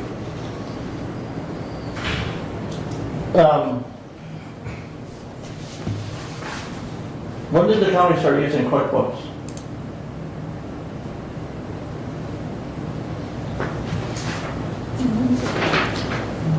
Job description.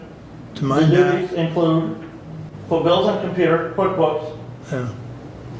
When did we use QuickBooks? To my knowledge, and maybe you can help with this, Randy was using that to run his kind of day-to-day stuff, wasn't he? I don't know what software he was using, but I'm sure that it's been over a period of years, and I'm sure that Deb has followed through with using a similar system. And I think Derek could answer that question better. County uses DSNA. We don't use QuickBooks. But they don't have access to those. Invoicing. That's how I get invoiced for our cleaning. It's with QuickBooks or BSNA? I believe it's QuickBooks. Okay. So I believe QuickBooks or Excel? it's a invoice that facility sends me. Because I don't believe we have a countywide invoicing system. So that's what we use. I cannot support this. To me, if this isn't a Board of Commissioner hired position, it should be an open position for all applicants, and they should come before us to interview just like we did when we hired Mr. Whitaker out at 911 and Mr. Luttermelch out at Emergency Management. Additionally, I went through and I scored it, and I compared this job description with the job description that the former director had created last year when he requested changing Ms. Metzger from a classification, and he came up with a grade 3, and that's the best that I can do is a grade 3 from looking at the responsibilities going through this. The other key thing that I have a major problem with is the last I knew, Ms. Metzger's daughter worked in that same department, and I will not vote to allow a direct supervisor in a nepotism situation. It's her granddaughter. Still, nepotism, I cannot support that.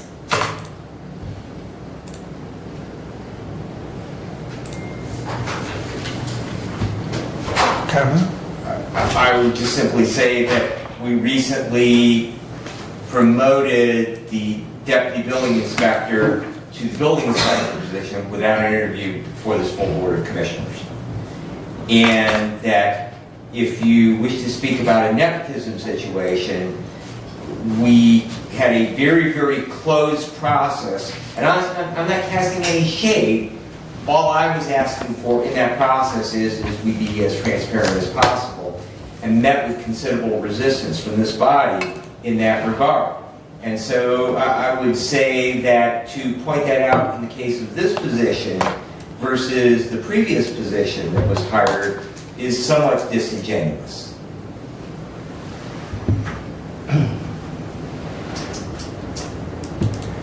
Further discussion on the resolution? Doug? How long has Deb been covering the duties outlined in the job description? In the resolution, it talks about covering the duties.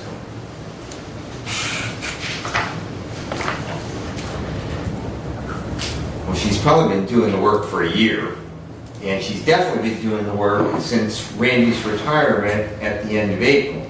So my follow-up question to that then is, should the effective date be May 1 rather than May 26 to correspond with Randy's retire date? Commissioner, I have a follow-up to that. Please. Prior to that, the facility director and the deputy director were both in their job duties required to be doing the stuff that Ms. Metzger's been doing. So it's our job for not holding them accountable to do their job. So I can't support backdating this. This position was not created, wasn't talked about until at the first meeting in May. I see no reason to go back. And again, I cannot support it at a grade 6.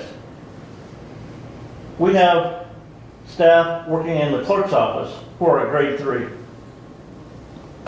To me, this position should be no higher than a grade 3. That's understood, and you've said that a couple of times now. My question is May 1 a more appropriate date rather than May 26th? Since Randy retired May 1, and there was no one else doing the duties that needed to be done, whether it was payroll or ordering or paying of bills, that was done immediately, in particular starting May 1.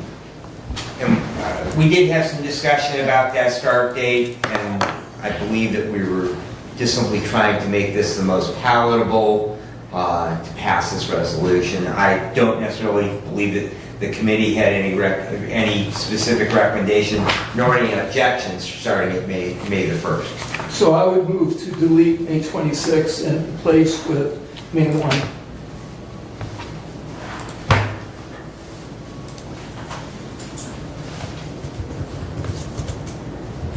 Do you want to support that? Oh. I can't remember, well, I can't really discuss it without support.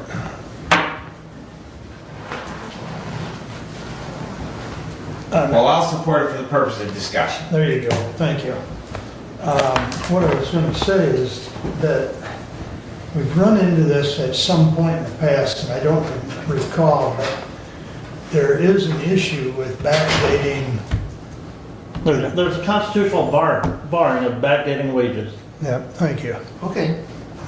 That's what I was trying to remember is, because I know we've run into this issue in the past.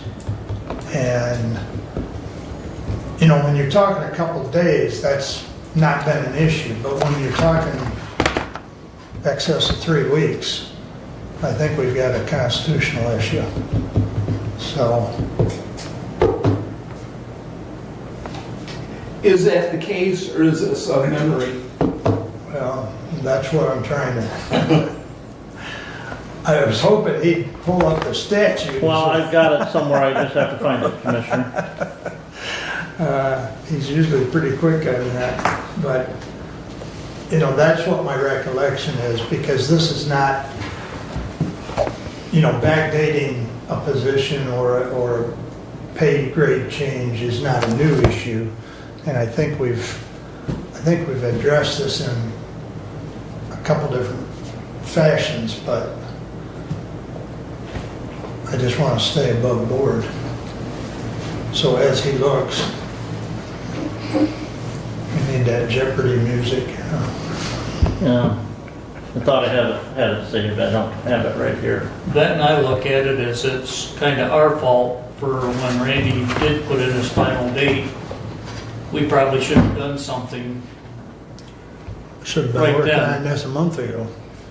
And I think because we knew that he was going to be leaving before we got anything done. So I think the intent was there, Commissioner. I think that it just simply logistically trying to reach, as part of our discussions in this room, was that we needed to have a job description in order to be able to do that promotion, to pay that individual at a higher rate. And so that was basically the impetus for delaying it until there was actually a decision. did he give us a month notice? He gave us a month notice. We just simply were not prepared. Right, And at that point in time, it was said, well, we need to review that job description before we go and post it. right. And so we were operating underneath the influence that we were going to be posting for a facility director. I still have concerns, who's going to be the boss in this department? Who's the overall boss? I'm sorry, we don't need 2 people from the facilities reporting to the Board of Commissioners, we need 1. Well, There's a, first of all, I don't think that's germane to the motion that is being discussed. Now, if you want to go into that discussion after we deal with this motion, that's fine, because there was a motion to amend to May 1st. So let's get that off the table if we're going to. But is there further discussion on that motion that was supported? Pardon me, or amendment, thank you. So if there's no further discussion on the amendment, better roll call. I don't know if there's a constitutional restriction. Well, If there's a constitutional restriction, the motion should be withdrawn. are you If there's not a constitutional restriction, then the motion should stand. So, Article 11, Section 3. Neither the legislature nor any political subdivision of this state shall grant or authorize extra compensation to any public officer, agent, or contractor after the service has been rendered or the contract entered into. What you're talking about, Commissioner, is paying additional wages after it's been rendered.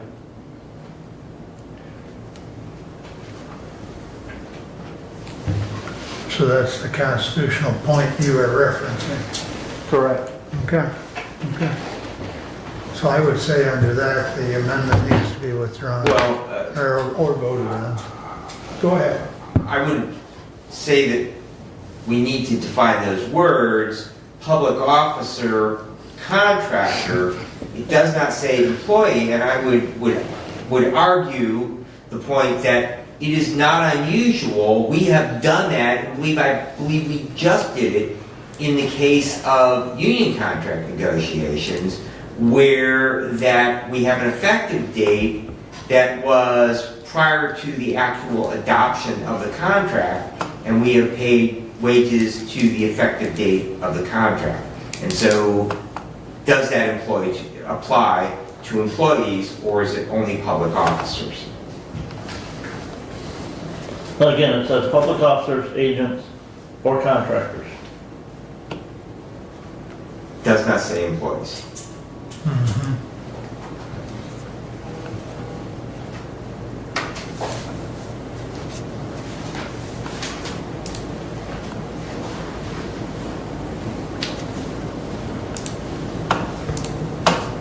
And I would simply say that if that is how this body is going to interpret it, then moving forward, we would need to absolutely not agree to retroactively paying any wages in regards to the conclusion of a new union contract. so I would say that my motion stands.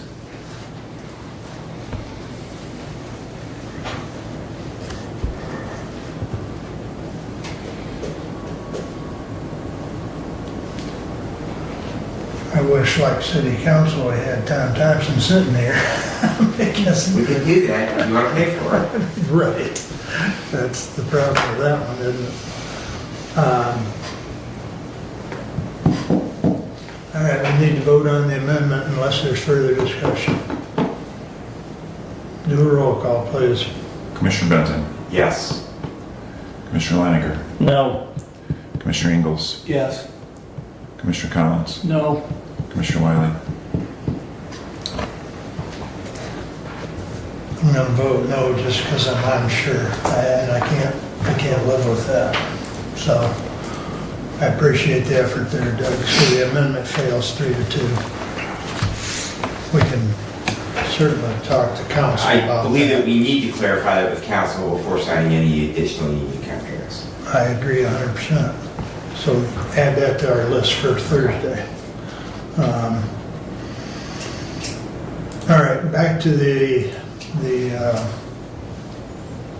resolution as it stands. Is there further discussion on 26-062?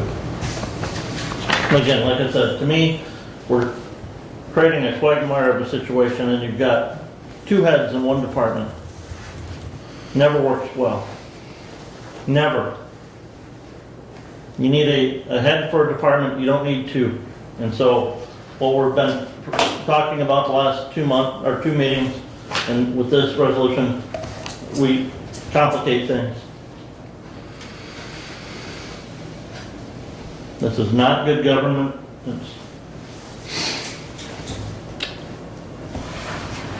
Your objection is noted. Roll call, please. Commissioner Leininger, No. Commissioner Ingles, Yes. Commissioner Collins, No. Commissioner Wiley, Yes, Commissioner Benton. Yes. passes 3-2.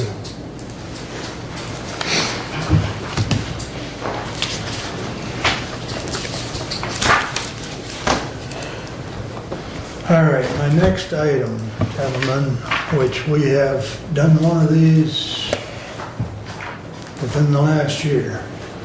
We have a FOIA request appeal, and it is in your packet.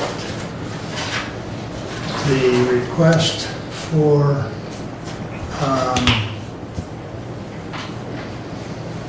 information was sent by Mr. Myers.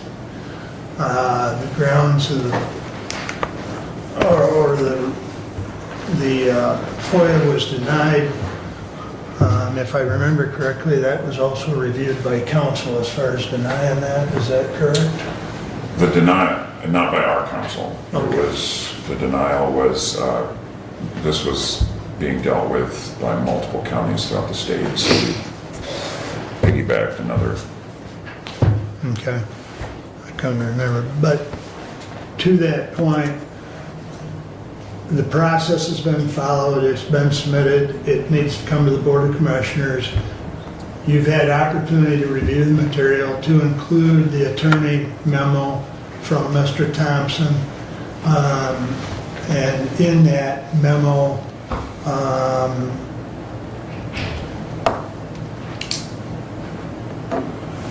actually the very last sentence of Mr. Thompson's memo says, for this reason, and I'm just reading the last sentence because, but it says, for this reason and other reasons stated above, in my opinion, that Mr. Myers' appeal of the denial of his FOIA request therefore should be denied. Now, like I said, you've had a chance to read all this. It's in the packet for anybody else to read. As the clerk just indicated, multiple counties have denied these. This is basically going through the process. If the board has any questions, comments, or reason not to deny this appeal, I guess now's your opportunity to state such. But Was Mr. Myers granted or given the opportunity to attend remotely to our meeting? I emailed him Saturday, late morning, early afternoon, and I told him that it was on the agenda and gave him the option of either viewing this now or getting a hold of me for that reason, and I did not hear from him. Okay. And my understanding is Mr. Myers wanted information that we do have available through our GIS system. He just did not want to pay the fee to gain access through our GIS system. that's pretty accurate summarization. I would move that we sustain the denial. I support. Any further comments? All in favor signify by saying aye. Aye. Opposed, same sign. All right, thank you. As you've noticed,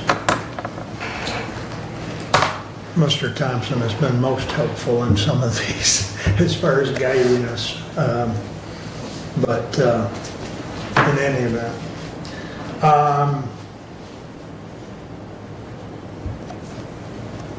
let me jump back here so that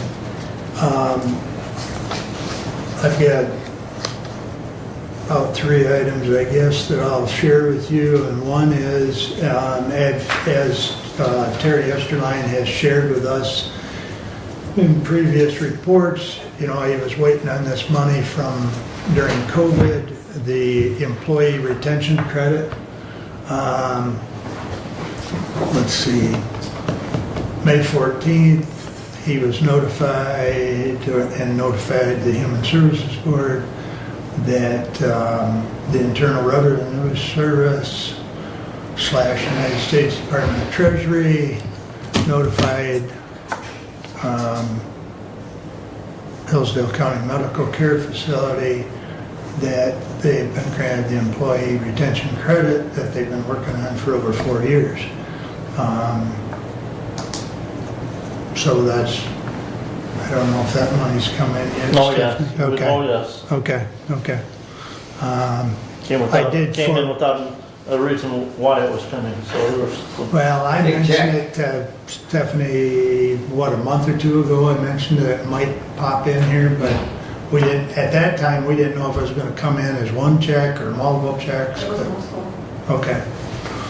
So it's a nice little shot in the arm for the facility. I don't know what the legal fees, I know there was an attorney representing multiple medical care facilities, but without their assistance, we'd probably still be fighting with the IRS. But anyways, I did share that email just earlier today with all of you, so let's see. Deb just sent me a message a little bit ago that the tree, and I know people have reached out to me about whether or not that tree on the north lawn was going to be replaced. And it will be replaced. The American Legion, let's see. Yeah, the Legion will be donating a 7 to 8 foot white pine tree, and they're going to do all the work. It's going to be planted away from where the existing stump. Go ahead. I was just going to simply ask, there's been discussion over my tenure as a commissioner about the location of said tree and said stone.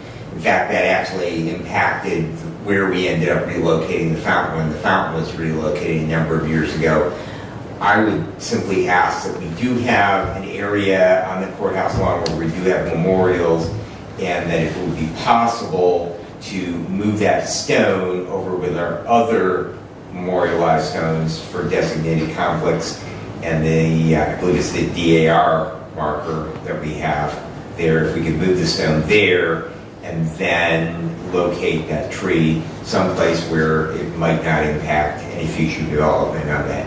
In other words, we don't want to add any emotional attachment, sentimental attachment, whatever, for something that we might have to move in the future. So Okay. if we could take that into consideration. Yes, and to coordinate with facilities, because there could be some future development, we don't want to plant a tree and then Right. have to move it. That's- I mean, Yeah. we need to, make sure that we have the correct location Right. before Yeah. that tree gets planted. Yeah.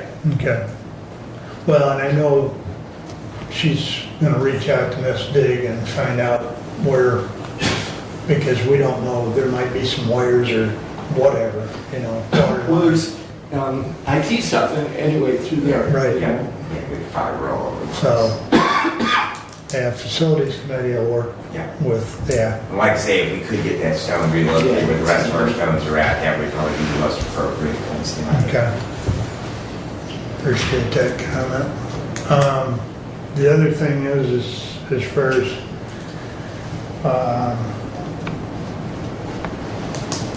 I was just gonna mention that Lifeway's, been working with Cassie and with HR, which Lifeways has HR, which we don't have, as far as the, CEO evaluation, because that's, time moves on, and it was set up in her contract to do an evaluation at 6 months, which will be here before we know it.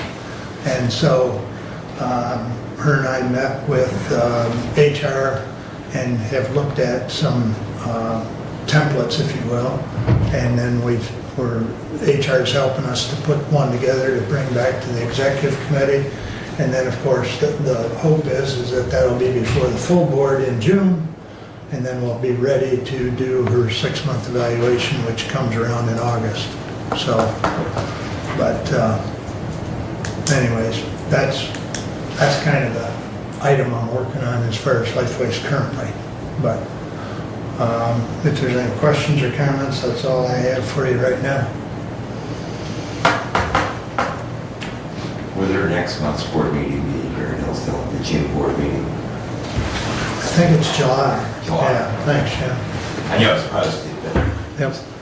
So June will be in Jackson, July will be in Hillsdale. okay. All right.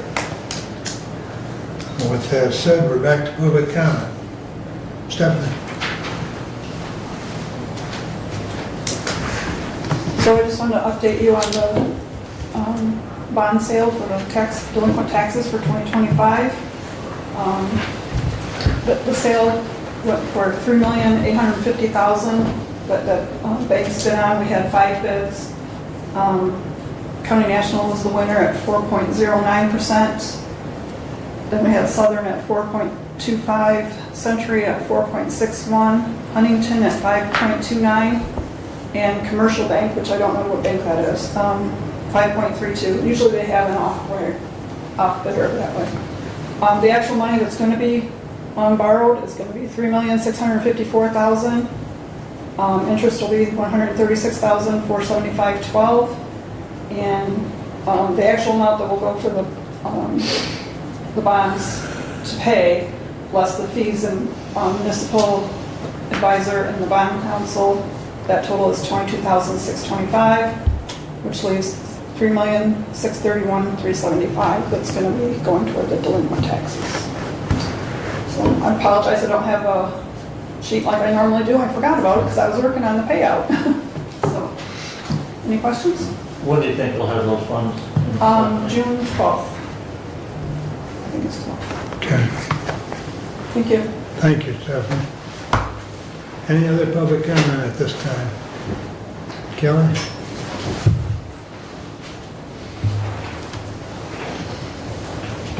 Good morning, Kelly Mapes, Salem, Michigan.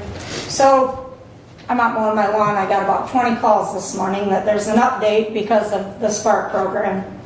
When I came 2 weeks ago with my grandson, it wasn't to cause issues with Lifeways, but the two connective factors, Key Opportunities and Spark, right, in our community work for special needs kids, young adults.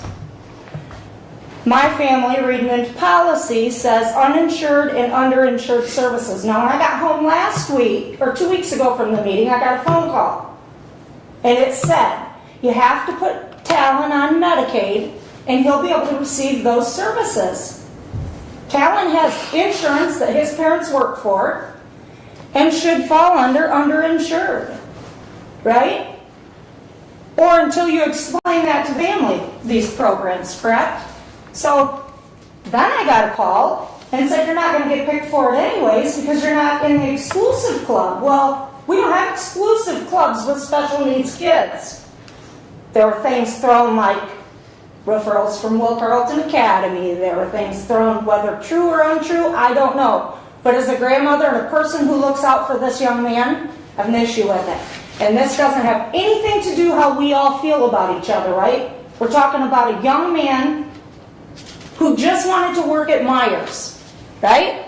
We've been for 3 interviews up at the Hill at Key Opportunities. I don't know how that money's distributed to Key. I haven't really looked into that. What got me going with Spark is when I made the phone call and they didn't answer it as a business, right? Then I get in and I see it's uninsured, underinsured. Respite care, right? Let's talk respite care. These kids need respite care. I don't even know that that's taken place, right? Many concerns. When I walked out of here the last time, Shannon graciously gave me her number and said she would explain it, at least, and help if she can, right? With graduation, etc., I haven't had time to even deal with that. But the phone calls, the conversation, everything's burning, right? So, I think at this point, because I haven't seen Tammy here, I think it's really ironic 2 weeks after I come in and talk, she comes up to explain her program. I mean, maybe that should be a public announcement through the newspaper. Maybe they should run a great ad about how great the program is. Do I doubt that it's great? No. What I want is my grandson to be a part of it, eat pizza, and meet friends, right? Then to the disability program that promised him if he took a completion degree, right, he could have his job at Myers. But nope, he's got to go work as a commentator at the sheriff's department in the college. Come on, guys. We can do better. He isn't going to commentate anywhere. He doesn't even do well with people. But that's what was suggested, right? And I kind of took that as a personal hit, and then I left it alone because if he could if he could do that at the college or the sheriff's department, I think that would be amazing. I think it'd be a great opportunity. But that's not talent.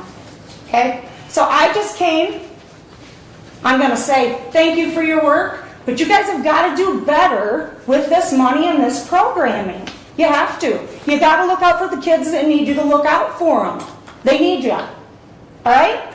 If it's respite care, I don't care what it is, look into these programs. And if it's a connected factor through Lifeways, look into that.